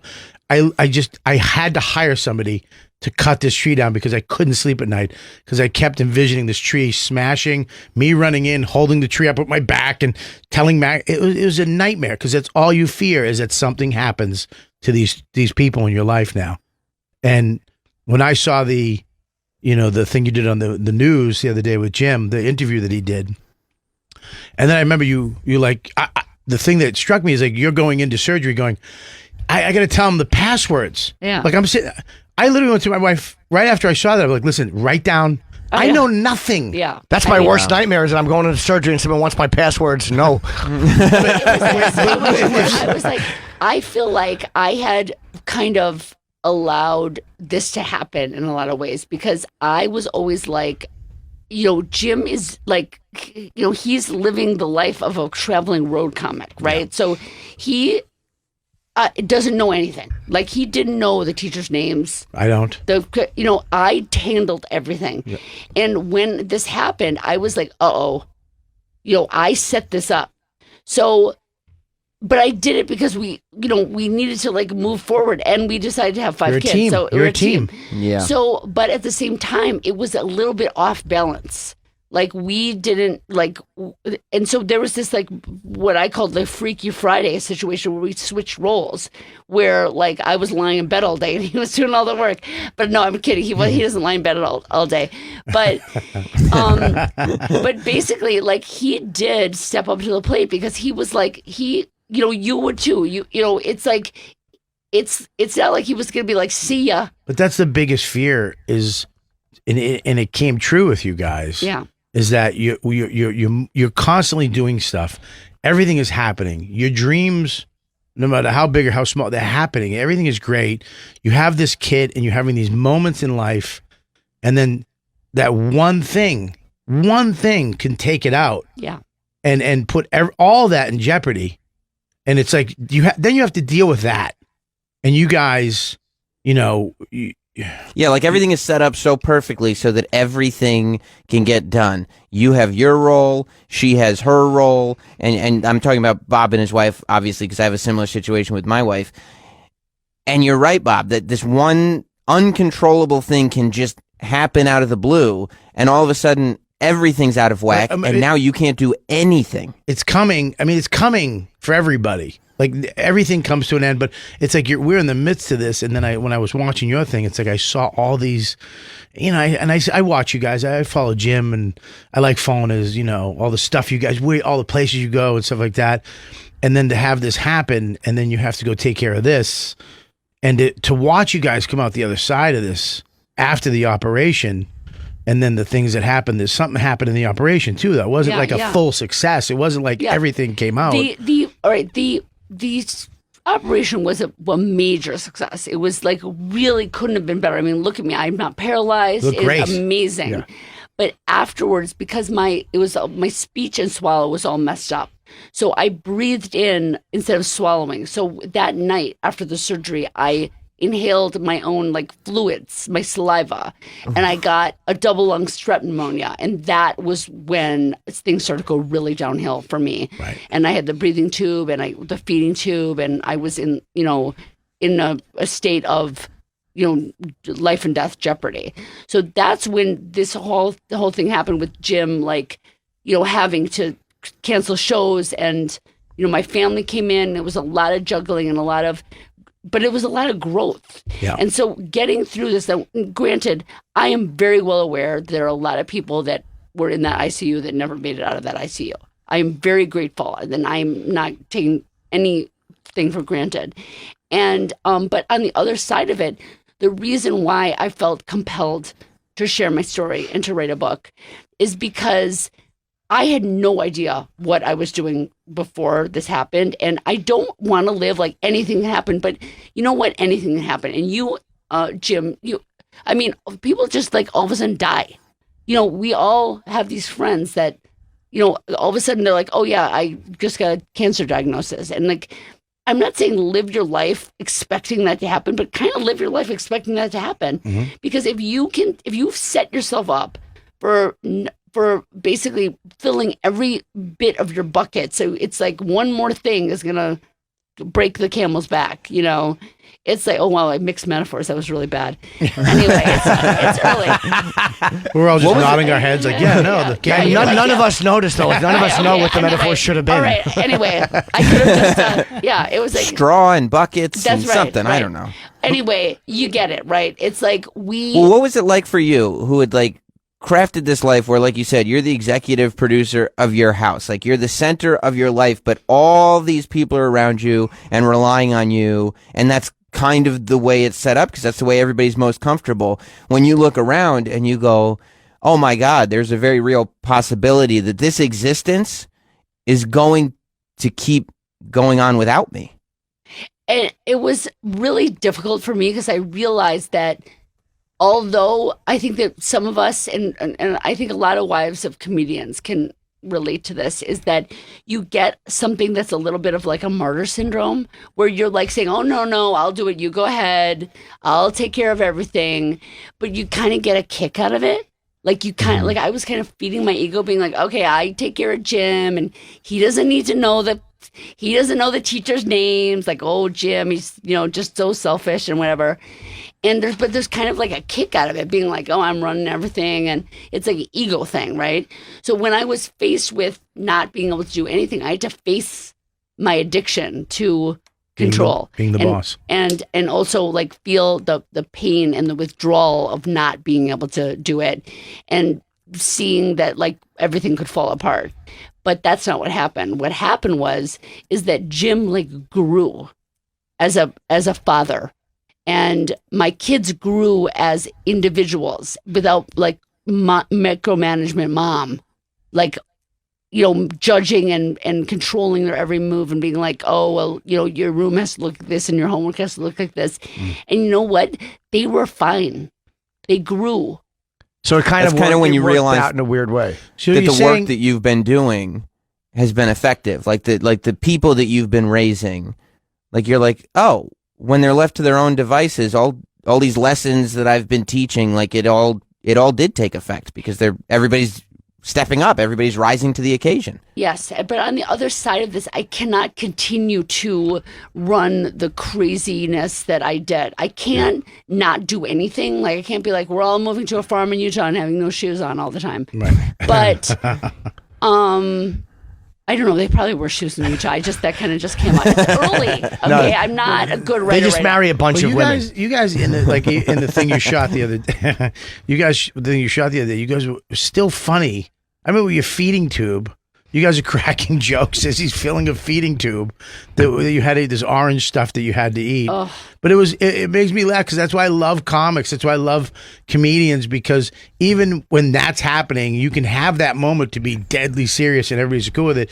You guys are cracking jokes at the sink with a feeding tube attached to your neck. I thought it was hilarious. Jim, because I was bummed out and depressed and I was disgusted and embarrassed and I had a feeding tube out of my stomach and I was like, this is horrible. And Jim was like, let's put it on YouTube. It's gonna be a cooking show, and I was kind of like, oh, okay. But now I'm like, that like funny people make you heal, and that's why my subtitle is the Faith, Family, and Funny People, because I was like, God help me, family help me, and funny people help me. And the people, even when Jim was at his most stressed out and he was not funny, when I was in the ICU, the people who came to visit me were funny because we've surrounded ourselves. We're so blessed to have people who are, funny people. Because you know what it's like when you get stuck in a situation with a bunch of unfunny people. You're like, oh, thank God I know all these funny people. Yeah. They're interesting. They're funny. They feed my brain. Yeah. And that's the same way when you're sick. Like, I feel like it should be like a ministry for funny people to go visit sick people in the hospital. Because when people go to visit people in the hospital, they're like, "Oh, I'm sorry. Can I come in? Can I?" And it's like. Yeah. It's like, are you sick? Like, I need joy. I remember when Keith had his stroke, we went up to visit him, and we were waiting for a long time in the visiting area, and then he came out in a wheelchair, and his hands were all curled up, and his face was going, and we were like, oh no, because we didn't know it was that bad, and he goes, I'm just joking. We were like, what? What? Now you're joking? You had a stroke 2 days ago. And he goes, I'm fine. I'm all right. And amazing. Yes. And also, like, when I people are afraid to be irreverent, but like comedians aren't afraid to be irreverent. So I don't know if you guys know Karen Bergreen. She's like a comedian. She is my friend, and we were both pregnant with our second kids at the same time, and we kind of like bonded over that, and we've always been friends since.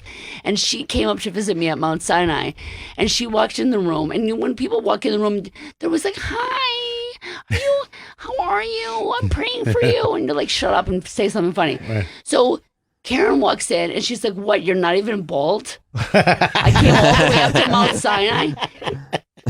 She's like, "Really?"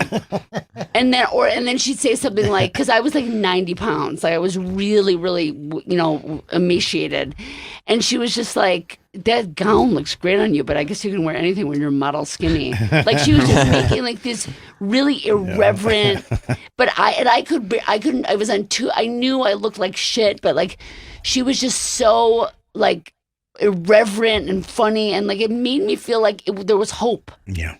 And so I feel like funny people, and like with the feeding tube and all these other things Jim did to kind of make the best of this really crap situation we were in, really helped me get back my health. And I feel like, if I could just tell people, funny people help you heal. I also, let's give the book a plug too, and we have to break. Are we able to break? We are, yeah, we should break now. Okay, it's called When Life Gives You Pears, The Healing Power of Family, Faith, and Funny People. And Jeannie on Twitter is Jeannie Gaffigan. It's Jeannie Gaffigan. Congratulations on the book. I'm happy that you're well and that you're healing and that you're what a gonna be story. Okay. It's really fascinating. Thank you so much for having me on. Of course, and we'll talk to you soon, and I'm glad you're okay. Yeah, thanks, Jeannie. Thank you. All right, and we will break. And we have a guest. Oh, we do? When Okay. we come back. We'll break and come back shortly. Yes. We'll be back with more Jim Norton and Sam Roberts. Welcome back. Yeah. Now, for our guest who is coming in, and now Jeannie Gaffigan, really fascinating story. Yeah, it was great. We do have a copy of her book, which I'm going to probably steal and read. Now, I didn't know. Rob was not aware. Does this mic work okay, or is it low? What's that? Does this mic work okay, or is it low? It sounds fine to me. Sounds fine. It sounds the same Actually, level that it's been at. Turn it lower. Yeah.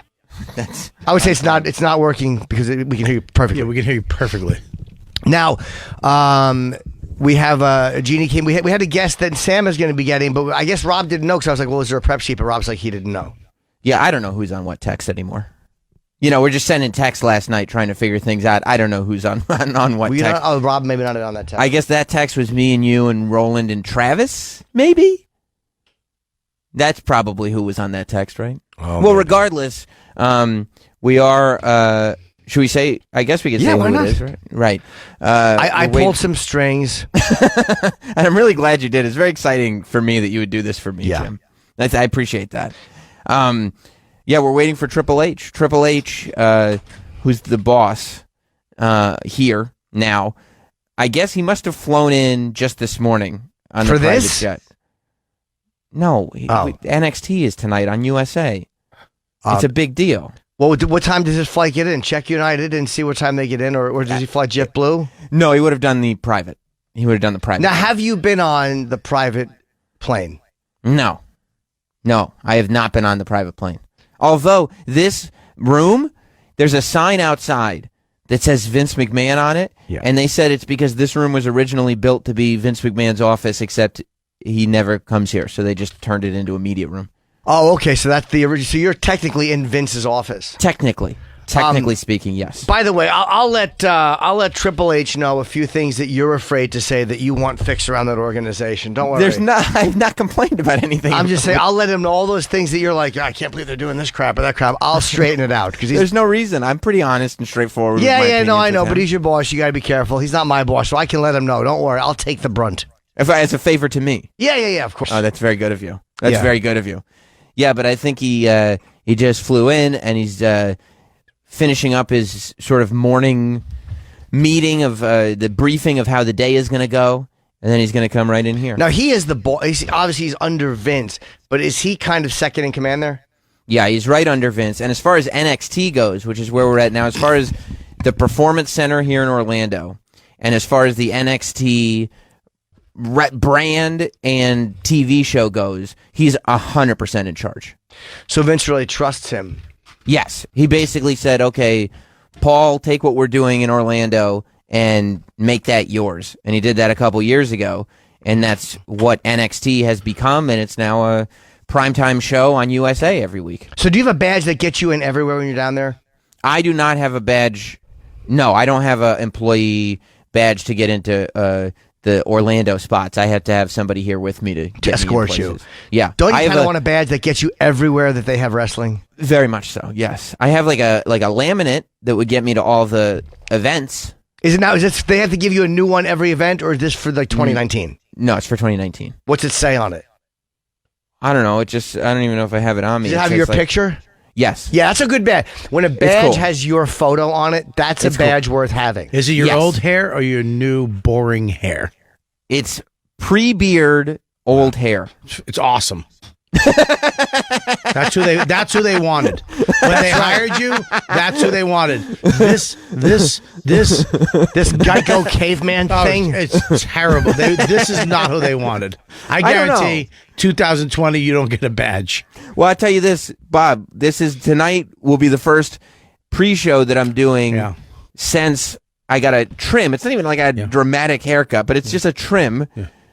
And so we'll see. Yeah, we'll it's gonna see. It's going to look like a floating headset next to the person you're with. People because it's nothing. Yeah, you're just nothing. You better wear a funky tie or something. Bob, you're like a bald white guy. I don't understand how you're telling me that you have to stand out. I pop. Look at these glasses. That is true. I don't see the glasses. These are $500 glasses. They got real gold on the inside. It pops. They're made out of titanium. I know what you were going to say, Jim. What? About his trousers? Or shirt? There's a whole road you can go down. Wherever you could find buttons. You stopped me mid-sentence with your enthusiasm with the word popped. He did it, didn't he? He repeated himself. Wow. That's like, you have to sometimes. It makes it the moment fresh again. It's almost like when someone heckles you, you repeat what they say. I see. You need to peacock tonight. I'm just trying to help your career out. Well, I have nice as your suits. manager, your new manager, which we agreed upon. I'm going to help you with your career. You need to pop. You need to grow that mustache. Maybe twirl it at the end. There you go. Or an orange my dad. suit. Yeah, like your dad. Yes. Yeah, your dad. Maybe I want the mustache to come out, twirl it, and then get an orange suit. His dad looks like a weightlifter in a Monopoly game. He really does look like one of the original strongmen. His weights are round. Yeah, exactly. Well, I have like I have a couple suits that I have to make a choice this afternoon of which one I'm going to wear tonight. One should have money symbols on it, or don't wear it. Yeah, okay. Agreed. I don't have one. You should be the money man or something. I mean, you're in wrestling. It's not like you're covering baseball. But I'm not a wrestler. Yeah, but you're a commentator in wrestling, you jackass. Yeah. What color suits do you have to choose from? Okay, so I brought one very, very nice. It's gray, but it's got a bold plaid on it. Not like a subtle gray plaid, but a bold gray plaid. That's what you want to wear with that face, plaid. A plaid suit? Yes. Yeah, it's a really nice suit. And the other one is like a... Did it come with a quilt? Fucking queen. No, it did not come with a quilt. Go ahead. Well, the other one is like a bright blue, like a royal blue. The new one. I know what the blue you're talking about. All the football players are wearing it. They look good? They look good because they have broad shoulders and they're huge and they're shredded. My shoulders are broader than they used to be. You should wear it. A bright blue suit is what you should wear. Yeah. With a pink shirt? I have a pink shirt and a white shirt. There you go. Go with the pink shirt. You're an entertainer, quote unquote. I mean, you have to add in the second part. You got to do something. Do something with your eyebrows. Split your tongue. What's wrong with my eyebrows? I don't know. Do something with them. You got to stand out. Your hair. But I want to stand out through what my material, my actions, my words. Not going to happen. Yeah. Okay. You need a little oomph. You look like your head has been coated for the space station, like with Velcro. They're going to put tools and fucking beverages sticking in your face. Yeah. My hair's defying gravity, you're saying? You look like every sound guy on any independent film I've ever been on. You should be holding the sound guys sometimes end up being the big stars. You should be holding a boom. No, I think I'm going to look great. Professional, but still have a little flash of character. There's no character. That's what we're saying. You need some flash. Get a silver tie. Why don't you be a manager? Like, the wrestling, the old days of like Captain Lou Albano or the Grand Wizard or Classy Freddie Blassie. Yeah, Oliver Humperdinck. Yeah. I don't remember him. Yeah. You can be Sammy I don't know. Brand Muffins or Sammy I thought you wouldn't- Shitfarts. That's not, I don't think I'd go with Sammy Sheffarts? Shitfarts. Oh, I don't Jesus. think I'd pick Sammy Shitfarts. But I was doing an Why don't interview you, with... why don't you paint ahead. those little lines on your head? Make them into horns. Yeah, like a red cross with a circle around it. Target. Just enhance them a little bit so when you do laugh and they pop out, we can see them better. I don't know. I feel like I run the risk of just looking silly. Well, silly is fun. Yeah. You think so? Yeah, always. Well, you don't. You go up there. I'm you not wear in- black. You have a bald head. You tell your jokes, and everybody goes, "I remember Bob Kelly for the jokes." Listen, I'm not a commentator in the greatest sport in the world. That's actually a good point. Okay, this is entertainment. Yeah, It's World Wrestling Entertainment, correct? they got the F out. Yeah, They got the F out because entertainment came in. they did. So In a do you big, have big that way. little I'm going to interview Triple H buzz going right now? Like, are you excited? I'm more excited because of the environment that we're in, because I'm not going to sit there and do like a wrestling interview with him. I'm kind of excited to see the contributions that you guys make and how I'm represented to him. You know what I mean? Can he see us? Yes, he can see us. He can't see Bob. Oh, he can't see see you, Bob. Jim. He can see me. Oh, right. I can see on the We Skype don't have the thing. camera. I wish there was a way to fix that. Yeah, I told him they should get like a webcam so that when whoever's gone can see the room. Yeah, You know what I I mean, agree. like position it on one of the He TVs. just needs, or I think it just he needs to see you. No, I know, but you might want to ask a question. It's easier to look at people when they're talking. Maybe I'll run over there. I can do that. I can just run over. But I don't like sharing mics. I squirted something on mine. There was a hunk of something on it when I came in this morning. I hate that. I It's sometimes notice it and I disgusting. just try to ignore Oh, it. I won't ignore it. I fucking sprayed it and I wiped it down like 4 There times. was a hunk of Good. something on mine too. Is there something on yours? That's probably someone else's. Oh God. Does that bother you that somebody probably coughed and that's like a little food thing that was in the back of their throat? Pull it off and sniff it. We were doing a podcast. We were doing Legion of Skanks the other night, and Voss was talking about his ear. He's like, "Yeah, sometimes it's so hot in my house that the earwax melts and drips out of my ear." I'm like, "What?" Oh. And then I looked in his ear. It looked like a Listerine strip hanging out of his ear. Oh my God, that's disgusting. I was like, "Dude, you gotta remove that." Well, Voss, if he turns to the left, the wax will actually go from the right ear all the way back down to the left. There's nothing to stop it. It's like a free flowing. Yeah, we got the joke. Yeah, no, I don't They mind just my tips. smash it over our heads. I just wanted to make sure Because it's empty. His head's empty. yeah, he's not a smart man. Oh, there he is, spinning his mic again. I had to. It keeps It was falling. a- It was a good joke. You're right. You had You to can't say touch it. You can't touch it. I know. I like to touch the mic. I mean, I like I to know. fucking, like Well, a it's- tiger prowling this stage. It's phallic. It's exactly why. Yeah, I think so too. Have you heard that the NYPD announced yesterday they are going to be sending police out to the Joker screenings in New York? Yeah. That's got to be the sweetest job for a cop. To You just go get watch, to go a watch movie. the movie. Yeah, it's By the awesome. way, they're really promoting the shit. I'm sorry. They're promoting the shit out of this movie with all this stuff around it. All It's this. such good promotion for it. But I mean, they said they're in LA and New York and who knows what other cities. They're sending police in. If I were the cops, I'd be like, we probably need some plainclothes officers in the theater too. It's a fucking movie. You guys are causing the hype. Yeah, the press You're is causing it. a couple hundred people are complaining, and they're causing a hype, which is going to give people the fucking idea. It's so stupid. It's a movie. It is. It's the hype behind it, not the actual movie, right? Well, yeah, there's a lot. I've heard the movie is good. I mean, people seem have to to. like it who have seen it, and I may watch it, but I had no interest in it before. Can I ask you a question? Sure. I was kind of scared that The Irishman was going to suck. In my brain, I'm like, this movie's. Because if it sucks, it's maybe There's only one scene that wasn't very good. Everything else was great. Oh, really? Yeah, one scene was quite terrible. Well, why is that? What scene was that? They were in a comedy club. Yeah. Yeah, and it was just one of the performers didn't quite measure up. Really? Why would they fucking hire somebody like that? I just don't know. I mean, they're doing a scene with Don Rickles, and it's like you kidding me? Yeah, I mean, and you would think like the sound. Wait, you don't even know what you said. Okay, all right.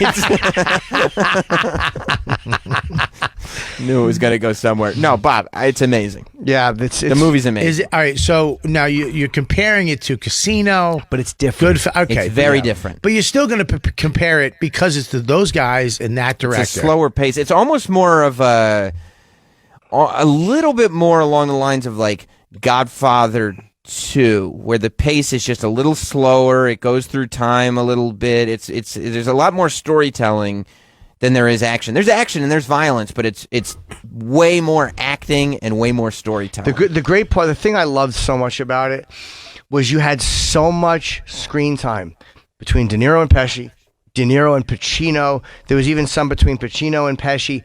And when you have screen time like with De Niro and cause they did Heat, which was a good movie. Righteous Kill was not as great. I didn't like that. But then you see him and Pacino and De Niro doing so much fucking dialogue together, and it's so good. Like, is it? It's these guys. It's how you wanted them. It's like finally we have them doing not we're both cops or I'm a good guy, you're a bad guy. They were guys who were in this together. They had a relationship together. They were friends. So to watch these guys together, it was so fucking great. It's what you wanted it to be. It was exactly what I wanted it to be, and there was like you said, it was a slower pace than the other ones, but it's a different movie, and they wanted to make a different movie. So this movie is going to go down as one of the greats, except for that one scene in the comedy club with that shitty actor. I have to watch it again, like separate from wondering, am I in it? Am I not? Like now, I want to watch it where there's no pressure leading up, and then afterwards reanalyze it. Like I want to just watch it separately. I absolutely think. I think it'll go down as a masterpiece, and it'll go down as like the when you thought the legacy was kind of told, with all those guys in it. Yeah. This is the end of that. This is the one more where you're like, no, the legacy's cemented. But we're still building. There's still one more that we can do. So you could take this movie, put it in LumaFusion, and cut that one scene out. Oh, that's exactly what I would do. And I would just pinch. You couldn't.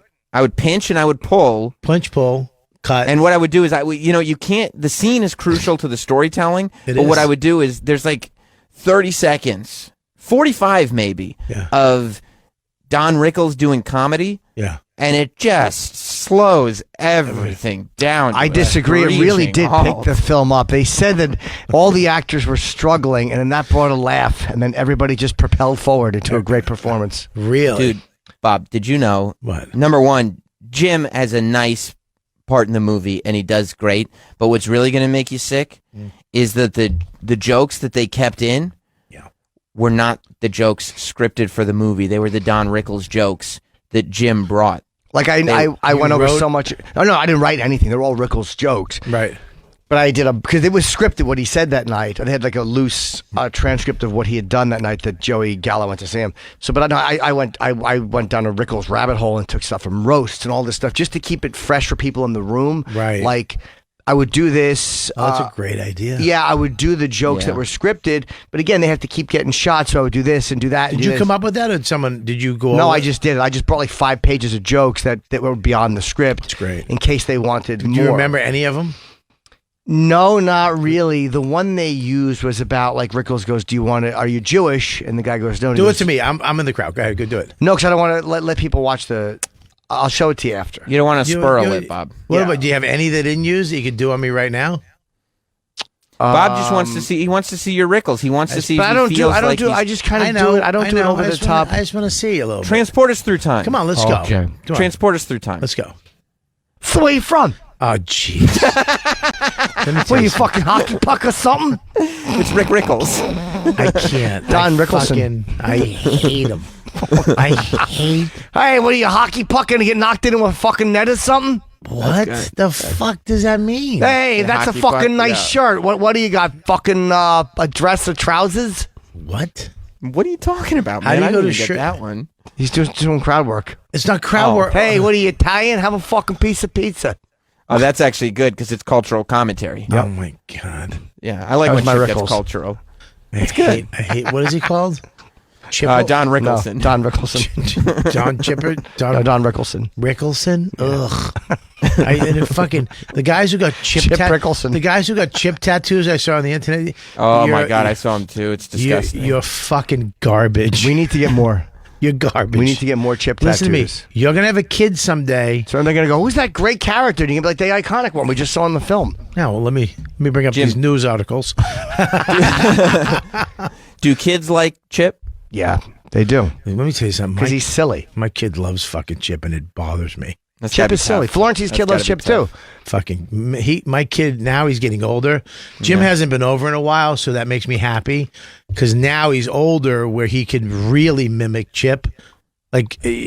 So he would really, if he came over and did Chip now, he would. Oh, wait till I teach the boy. Go now. Wait till I start getting like, oh now. Why don't you come over Sunday for dinner? I can. Cool, Sunday. I would definitely will. We'll do a barbecue. Yeah. We like to do what we call a Sunday suppering. Gary. Yeah, we'll do Sunday supper. Oh, look who's here. Wow. Ladies and gentlemen. Look who just walked into our studios. Man. There's so much. There's such a difference. Yeah. I'm welcoming Triple H into the room that he owns and has invited me in. Yeah. It is weird to see a man in that room. Yeah, there's such a difference between what a man is and then what you are, Sam. Bob Kelly's there in New York with him, and they were just pointing out that after watching me all morning, it's really odd to see a man walk into the room. If you said, can I just say something, Sam? If you said Shazam, that's what you would turn into. Nobody's buying that tape on Beard either. You don't think so? So they're concerned. Bob Kelly especially. How do I turn this down because you're screaming at me? Right? Yeah, here you go. That should work. I like that. He's told Sam, you're too loud. You're too loud. Yeah. They're saying that because my hair is trimmed down from where it used to be, that I don't provide enough pizzazz. Yeah, no for peacocking. NXT anymore. Yeah, you're a little bit flat now. Boom, boom. He's flat. That's the word I was looking for. He's as flat as my sister. Do you have to use like one of those man groomers, like the Manscaped things? No, I went to a stylist to get this done. Oof. You know, a curly hair specialist, actually. Yeah. Where did you get that done? A VFW? Now I wanted to ask you, Triple H, because Sam is too shy to ask, but he's been fairly adamant about deserving to fly on the private plane. He feels that that's how he should be shuttled to and from gigs, and we would like to know if there's any chance of that happening. I feel there's a possibility down the line of that happening, but like all these things have to happen in steps. Like right now, his travel perks are Greyhound bus. We get him the coach cab on that. Right. Come with the bag lunch, but we'll get him to the bag lunch on the Greyhound. Move up the line eventually. You get there. That's what I like. I like something with a lot of potential, lots of room to grow. Room to grow. If you apply yourself like you have. Yeah. For most of your life, you will eventually That's what Sam's wife does, too. Room for improvement. I've been working on that room to grow with her for a long time. So that plane, how long were you with the company? Because I know like flying on the plane is the big thing. Did you start immediately, or did you kind of have to be there for a couple of years before you finally started getting on that? No, it's funny. People make a huge deal out of that plane. It is realistically the only way that we can do that from a television production standpoint is pretty much the only way that we can do what we do and get the places we need to go to. So when I was a talent, I never flew on that or anything else. From a company's standpoint, from the executives or from Vince's standpoint, to be able to get where he needs to be and get back or whatever that is, it is not. People go, oh, it must be so nice. You sit on there and you eat sushi or whatever. While you're working. It's it's an office in the air. And if anybody's ever met Vince, he doesn't stop. He's 24/7. So it's an office in the air. Is Vince okay if people go like, oh, we just had a long night. I'm going to take a nap before I... It doesn't happen very often. Yeah, you see a lot of people watching him. If he was to nod off, you'd see a lot of people trying to take a nap. But, it doesn't happen that often because he's on the go all the time, and that's really what that place is a flying office. Do you upgrade it every year, or like is it the same plane for the last 10 years? The company's had the same plane now for a while. To be honest, I don't remember when they got the new one, but it's they've had this one for a while. And do you like being a boss? Yes. of people, like to go from. I mean, obviously you relate to them in a different way because Jim, you're not anybody's not boss. you. Let me just say that, not you, Jim. like for example, yes, in the example of if you were telling me what to do right now, it would. Yeah, He that does. makes sense. Yeah. But when you're a boss, like people come up to you. Like you're the person they go to. They want things. You get to deliver the good news, but you also, unless you hire somebody to deliver the bad news for you. So one, I don't necessarily try to look at myself as anybody's boss. I try to look at myself in the role of, this is a business where everybody has to work together to get common stuff done. That's how I see it. So it's a giant team.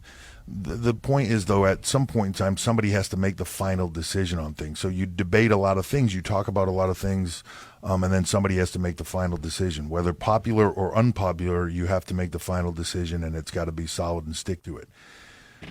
The truth is, nobody really understands that role until they have that role. You can think when you're in the number 2 spot, well, this is so obvious, I would do this. But when the pressure is on you to have that decision being yours and live or die by it, right, or whatever, that's a different, the dynamic absolutely changes in the moment it becomes your responsibility, and then to not second guess and do all those things. It's just the difference of even just one show where you're in the position of going along with things or presenting your ideas and thinking like, this is, we should do this, it's be so much better or whatever. But then when that becomes your decision to make, it's a different ballgame. Have you had moments where you've gone like, this was my decision and it didn't work, and you're like, oh shit? Absolutely. Yeah. Yeah, absolutely. Anybody that's in that position, yeah, absolutely. The truth is, you don't know if the other one would have worked better, right? A lot of times, you'll hear said in this business a lot, sometimes things are chocolate and vanilla, right? So it's all ice cream. It's all pretty good, but right. Like, do you want chocolate or do you want vanilla? You eat the chocolate, you go like, that wasn't really what I wanted today. But right. I don't know, the vanilla might not have been any better. You find out everybody wanted strawberry anyway. So yeah, sometimes that happens too. Yeah, it is. So. Are you good at making decisions? Like, are you good at telling people things that you know they're not going to like? Like, some guys who are bosses are comfortable doing that. I'm terrible at it. Like, I hate telling people things that I know they're not going to like. Or are you comfortable doing that? I think so, because I think if as long as you have logical and reasonable explanation. Now, somebody might totally disagree with you, but as long as I feel like I can defend my position of here's what I'm telling you and here's why I'm telling it to you. Like, this is what I feel should have happened, or whatever that is, whatever the reasoning is. But as long as you have that logical reason behind you, somebody might say, well, I disagree with the outcome or whatever, but okay, but here's how I got there. It's not like I just made this stuff up and decided I don't like you, so I'm going to do this. Right. There's a logical reason to it. And as long as you're there, yeah, then you just have to make your decision and stick by it. But the problem is that it's not like you're at a Subway where you're telling a 14-year-old nerd. The guys you might have a problem or an argument with are huge. Like, these are really big guys. I mean, have you ever had look, we got to do this, and they get so pissed where it gets Bob, heated? I don't know if you've met Triple H. He's also got some size to him as well. I'm looking at him. I'm looking at him next to you, so he's actually and that's bigger with him now. really close to the camera and me far away. Our business is very professional. So you see the craziness that you see on camera and on screen and everything. But behind the scenes, obviously there's a lot of emotion to anything you do, and passion of what we do and all that stuff. But for the most part, everybody's pretty professional, and you're just having discussions about things. And sometimes you got to tell somebody something they don't like. Other times you give them news they love. So it just depends on the day, but everybody's reasonable. Do you like the crossover? Sorry, Sam. Do you like the crossover you guys have had with UFC? It's really interesting between Brock and Ronda. Two of the biggest stars in both have kind of worked well. I mean, Ronda went from one to the other, and Brock has kind of gone back and forth. You must be happy about that. And Shayna Baszler, too, who was on The Ultimate Fighter. Matt Riddle. Is now... Oh, right, Matt Riddle. That's right. Yeah, but he definitely doesn't Matt Riddle was an incredible standout UFC performer, and then made the transition to what we do. I am a big believer in the athletes. No different than you see talent like a Baron Corbin, who, I know he gets a lot of heat, but he's a phenomenal performer. He was an NFL player, came into this a little bit later, was a fan, but then came into this a little bit later as a performer. You see Braun Strowman coming in from strongman competitions, and so you see athletes coming in from a lot of different backgrounds. But I think that's one of the things that was the goal of the Performance Center when we did this, 5 or 7 years ago, whatever it was when we started. I'm terrible with dates, but the concept of this was to create a pathway for people. I would meet people all the time in various either sporting, events or entertainment that would just say, man, I've always dreamed about doing that. I've been such a fan. I would love to do that. How do you get into it? And there was no clear path to do this. I'd meet guys that were in the NFL and think like, I got another year left, but I'm 23 or something. And I want to continue to be an athlete. And I've always dreamed of two things: NFL, I've done that, and WWE. And how can I get there? And to create that pathway for them, to create a place they could go train just like as if they were at a D1 college or on a pro team, so that they can make that transition. I think that transition would be, I don't know that you would have seen a Ronda make that transition or people like that make the transition as successfully without that system. And how is women's wrestling? I mean, it was, it's become huge, and it like. Back in the day, it wasn't as big as it was. It was always the guys, but with women like, all the women. Like I just saw that movie, Fighting with My Family. Like it's as big as the guys now, and as interesting for a wrestling fan. I love to watch those matches too. Like, was that something that you guys did, or was that something that just happened? No, it's something that we consciously went after, but also, you can say it's like the chicken or the egg thing, right? Like what are fans and what is the world willing to accept? I think if you go back 20 years ago and you say there are going to be, Dana White said it at one point in time, right? There will never be women's MMA. Well, the UFC will never have women in it. And then along comes Ronda Rousey and she captivates everybody. There was a period of time, if you go back 25 years, 30 years ago, that anybody would think that, the women's soccer team would be bigger than the men's soccer team in the U.S., or that, the world would be captivated by the female gymnast, or women's tennis would be bigger than men's. That stuff goes through transitions and what people are willing to accept. But as you're kind of watching what's happening in the world and seeing what's going on and changing how they are, it used to always, even for me as a talent, I used to always think to myself, like, man, some of these women are really talented, but we don't allow them to do what they do. And I don't know that fans would accept it, but like some of them could be really skilled. They've just never been trained right. So when I kind of came in and took over developmental, it was kind of blank slating it and saying, we're going to recruit different women. We're going to recruit athletes. We're going to train them the same way. I remember walking in here one day and saying, well, they're not allowed to do that. They're trained like this. And I was like, why? Right. You know what I mean? Right. Nobody could give me a good answer. So I was like, all right, so all that stuff goes out the window now. Here's what we're doing.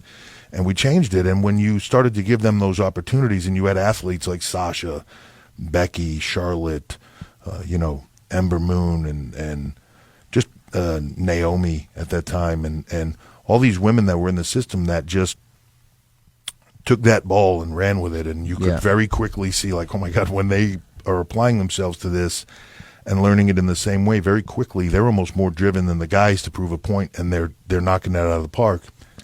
You go no further than our fans then with the Give Divas a Chance hashtag trended globally for 3 days, and they drove that process, but we were already there with it. NXT started to give them a little bit of a platform to people to see it. The fans got onto it, said this is what we want. They demanded it. We followed suit, and you have to look no further than this year's WrestleMania with Ronda, Becky, and Charlotte in the main event. Yeah. And not because there was a moment in time where we said, let's make them the main event and capture some headlines. It had nothing to do with it. It's because they were the main event. You can clearly look at that run into Mania and go, what was the most talked about thing?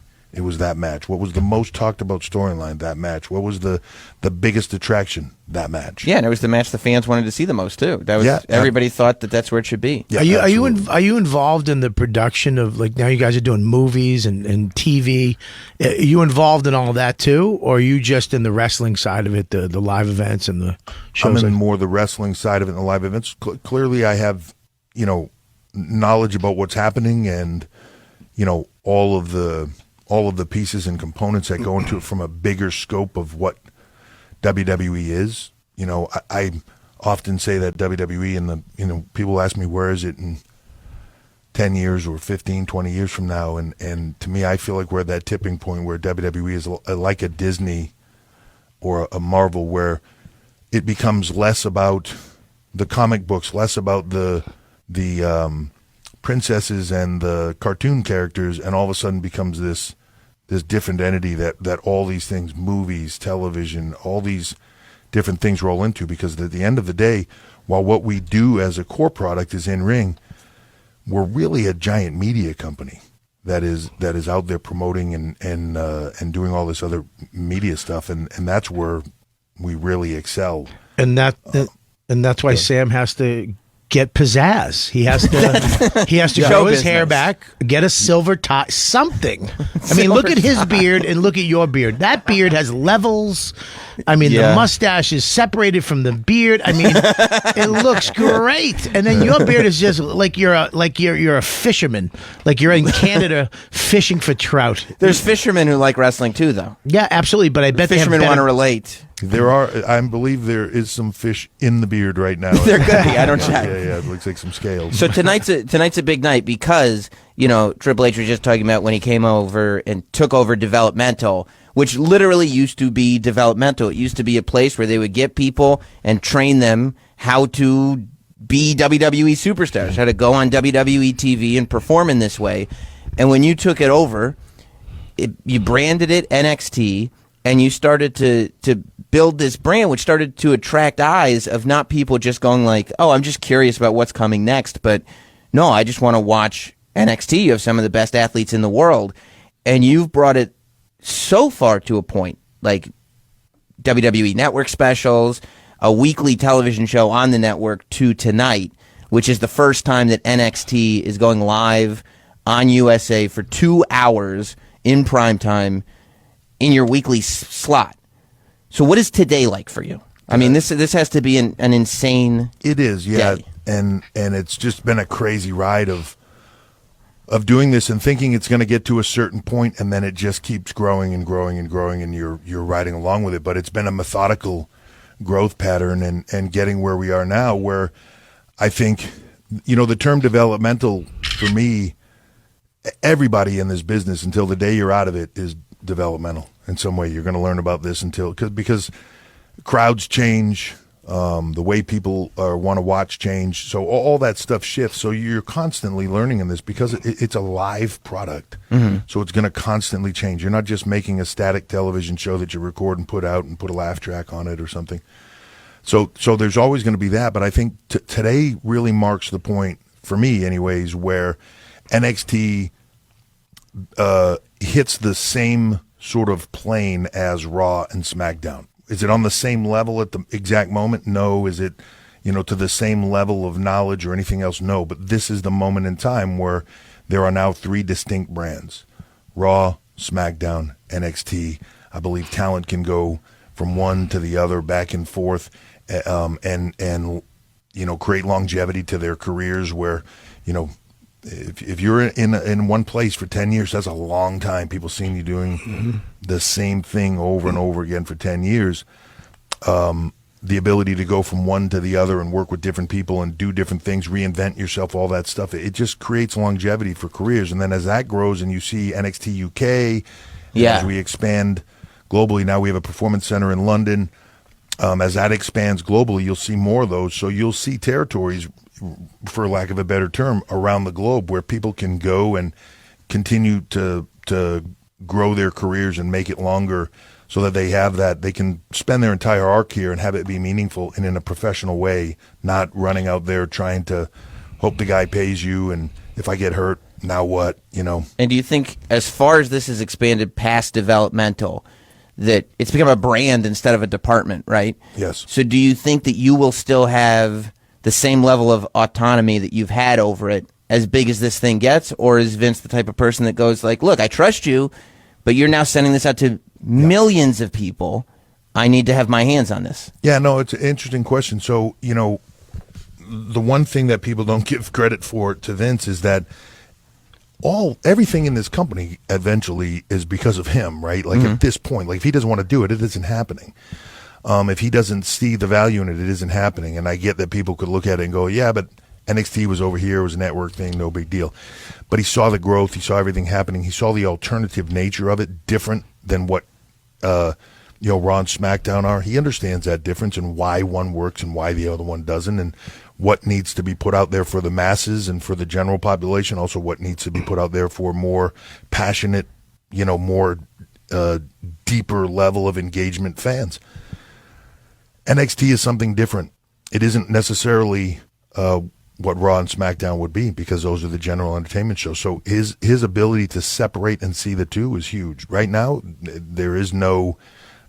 he knows what makes it successful.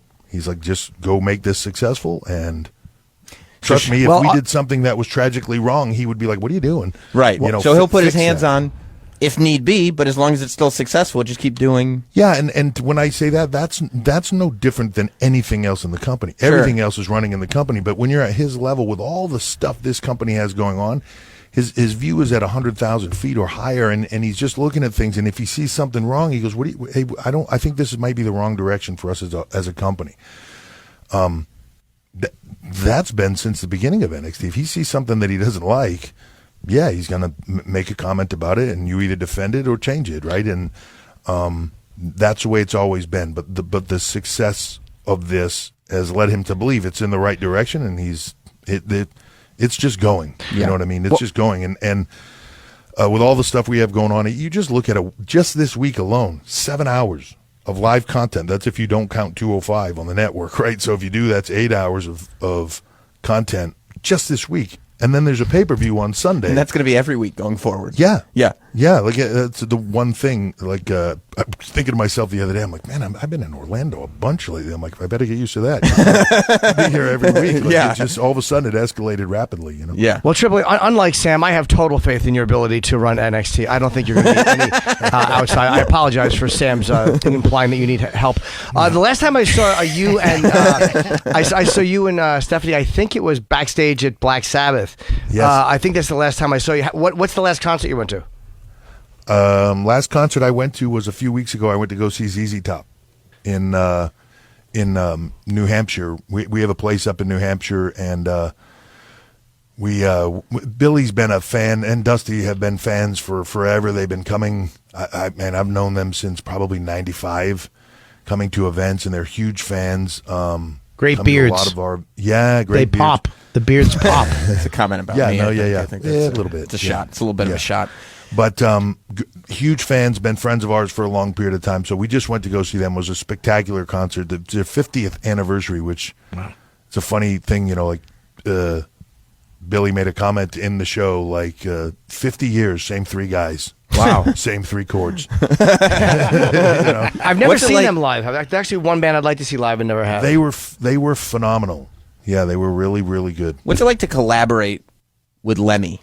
I mean, not just know him, you know what I mean? But you actually collaborated on music for yourself with Lemmy. It was awesome. I didn't, when we first did the game track that was written by Jim Johnson and the WWE, I didn't know Lem at all. So when they did it, and it was a long process of me getting to the point where they were like, let's get Motorhead to do this. I mean, obviously you were a fan.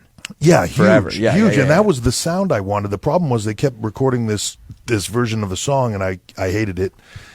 And they would say, what do you want it to sound like? And I would say Motorhead. Much more like Motorhead, that raw, guttural sound, like that, aggressive. And finally, they were like, well, we would just get Motorhead to do it. And because I didn't know that was an option. If I would have known that was an option in the beginning, I would have just said, let's get Motorhead to do it. And they agreed to do it. And then Lem, didn't know anything about it. They sent him video of me and pictures and stuff. And he's like, okay, I can make that guy. He rewrote the song, did the stuff, and recorded it. It wasn't until later we met and a couple times and, cordial and everything. And then I did a track with them on an album called Hammered for them. There's a track called Serial Killer. It's a spoken word piece. Lem called me and was like, hey, if we bring you out to L.A., would you do this track with me? I think our voices would sound cool, synced up together. Mm-hmm. And so I was like, yeah, I'll come and do it. Of course I will, yeah. So it was just a spoken word piece, but I sat in the studio with them for 2 days while they were making that album, and Lem had already finished all his bass tracks.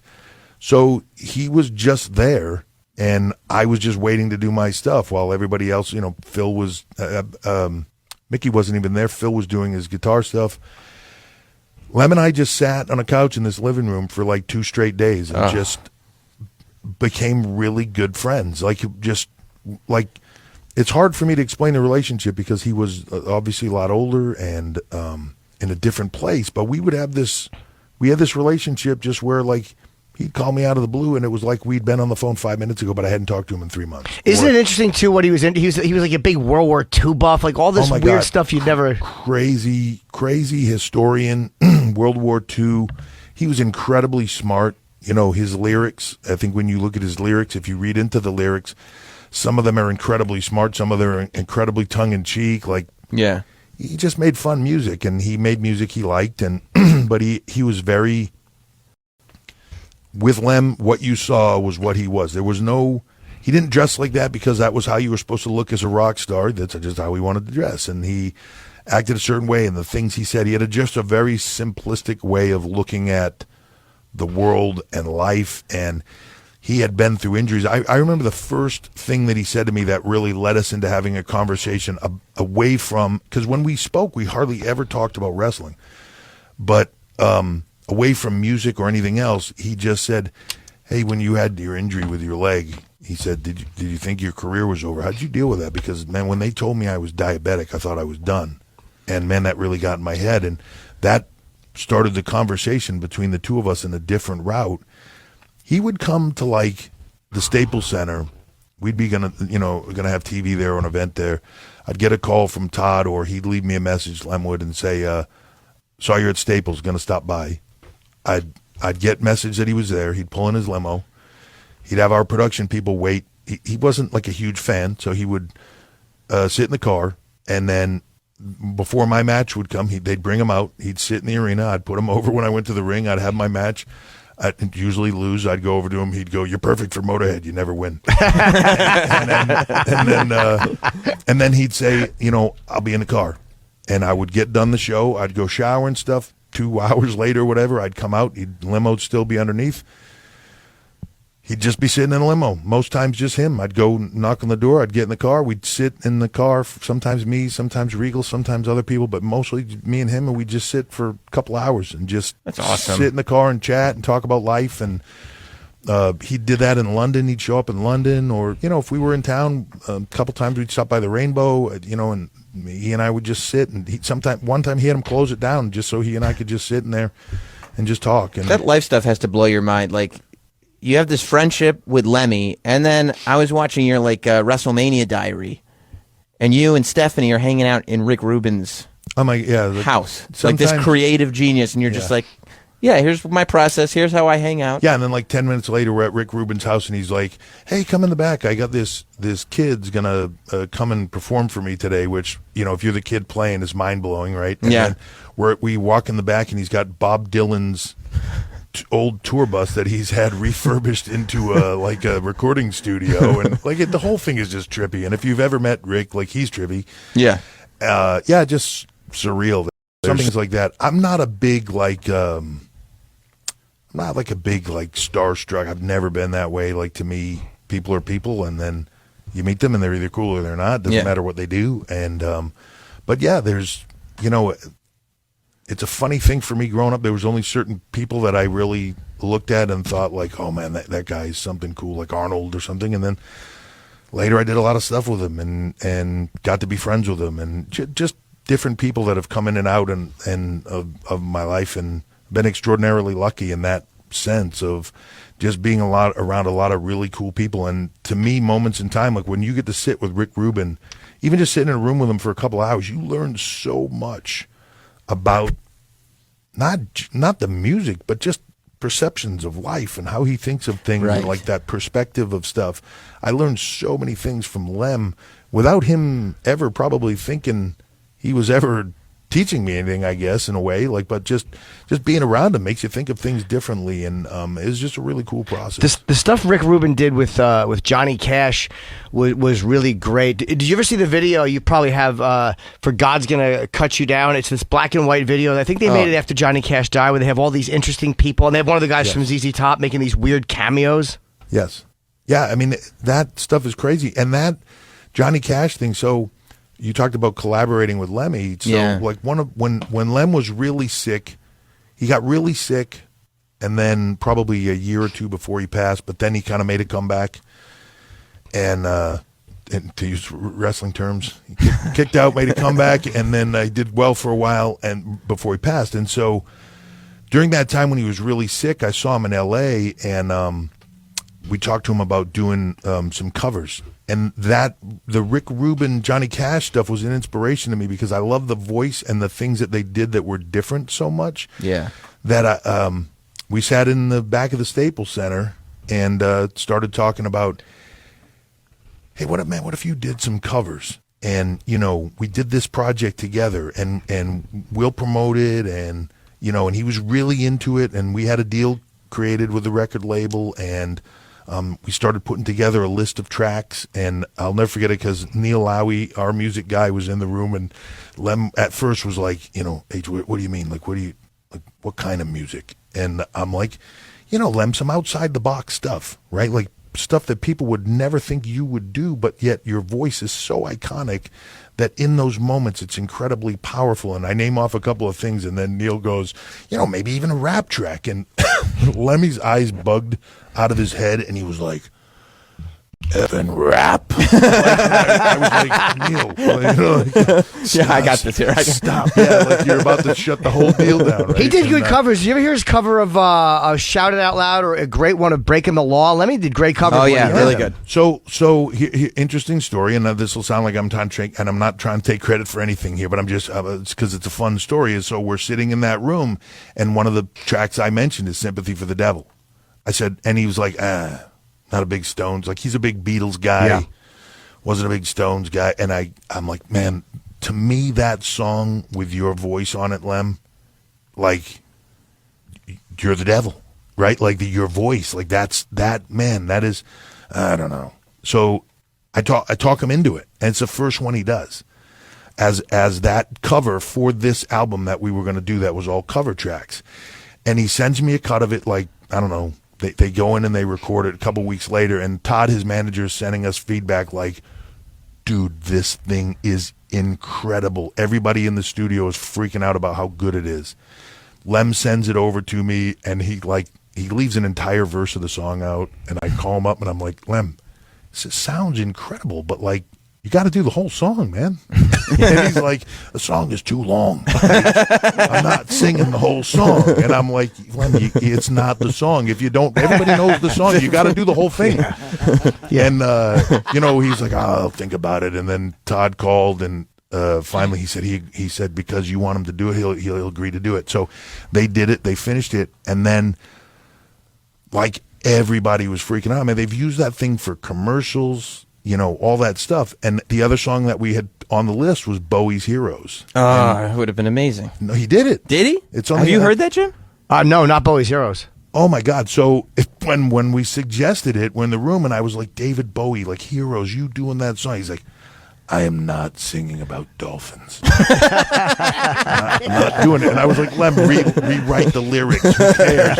Like, put it in your words. But the song itself is so cool and iconic. And I could picture Phil doing it with the guitar. You got to listen to it. It's awesome. Lem rewrote the lyrics, and they did the track. They were supposed to do a whole bunch of them. And, towards the end, he knew. Right? He didn't know until he came back. And they told him, he went in because it was breaking down bad, and that's when they looked, they did the scan and said, dude, you got brain cancer, like, you're done. Like it's shocked that you're here. And, which, shocking that he'd been here probably for the last 30 years of his life. But he knew, that run on the end. And, like, he did those tracks, but then they ended up putting him out on, like, Sympathy he put out on Bad Magic, I think the last album they did. They did the Undercover album. I think that's where they put Heroes and stuff. But to the last, one of the last times I saw him, we did an interview with him. I asked him about doing an interview. I said, I didn't really. I could tell. I could tell when I was talking to him, he was checking out. Not checking out in like he was off. Checking out in like, I'm at the end, dude. Like, when we would leave, it might be last time. Yeah. So I asked him about doing an interview, and he said, yeah. And at that time, he wasn't doing anything. And I brought Corey Graves with me because Corey Graves is a fan. I needed like somebody to ask questions because Lem and I would go off on this tangent and never talk about anything interesting except something to he and I. And we went to the Rainbow. It was closed. They just put me, Corey, and Lemmy. We've never put it out yet, but it's one of the last interviews that he's ever done. Wow. Yeah, you should put that out. Yeah, I can't wait to see that. Yeah, it's something that we're talking about doing in this coming year. And we've just kind of been waiting for the right time. But it's one of the last interviews that he did, and it's amazing. But even at that meeting, so his manager, Todd, was there, and for like 20 minutes leaving as we're walking out, he is blistering Todd about the fact that they couldn't get all these covers on the album. And Todd is like, Lem, there's only so much space on a vinyl. Like, I can't put more stuff on there. I got to take a song off if you want to put another song on. And Lem is, I don't care. You're so full of crap. You could have got all these songs on that album, and it's bullshit. And he was so mad at Todd.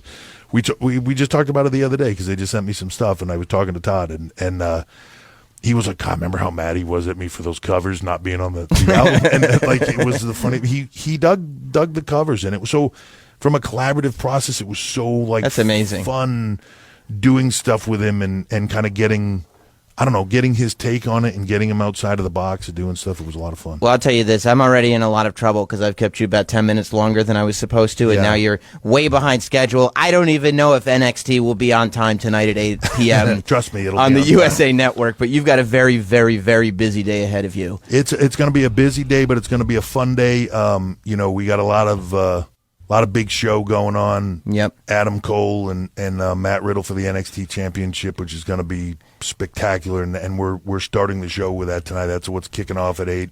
I said it when we had Adam Cole on the show, but if you haven't watched wrestling since the Attitude Era or whatever, like, NXT is, you're going to love it. Like, NXT is, to me, and I've said it before I worked here, the best product on TV as far as wrestling goes, as far as I'm concerned. Yeah, but that's on the talent, man. They're awesome, and I can't say it enough.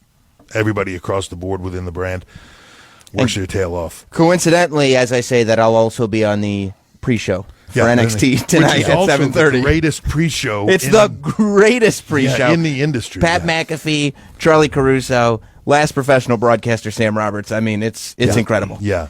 Thank you, man. I appreciate you making the time. Thanks for coming on, man. It was good talking to you, and please take care of Sam in that private plane because we have to hear it here every day. Oh, and he needs a better he needs a better VIP pass, like an all access to everything. He was asking about that. Extremely private. Yeah. Nobody's allowed. Yeah. All right. Thanks, see you later, man. All right. Take care. And we're ending the show, right? Yep. Sam, see you tomorrow, buddy. See you tomorrow, bud. Robert Kelly. Robert Kelly is doing creepswithkids.com. It's the biggest tour going right now. Comedy, $30 a ticket. Go to creepswithkids.com. It's the best tour going right now, comedy tour. Go check it out. Yes, and Bobby, thank you. And thanks to Jeannie Gaffigan. Check out Jeannie's book. It's a fascinating story of her going through this brain tumor and coming through the other side of it with Jim. Oh, it's a great I'm going to read this book. I don't read books. I want to read this book. What a great story. And I'll be at the Stress Factory in 2 weeks. I think it's 10, 11, 12, 13. And then the week after that, I'll be in Denver. And in November, I'm going to be in Philadelphia at the Helium and also in Charlotte, North Carolina. Sam, we'll have fun tonight. We'll see you tomorrow. Yeah, see you tomorrow, man. All right, bye, guys. God bless. We'll be back with more Jim Norton and Sam Roberts.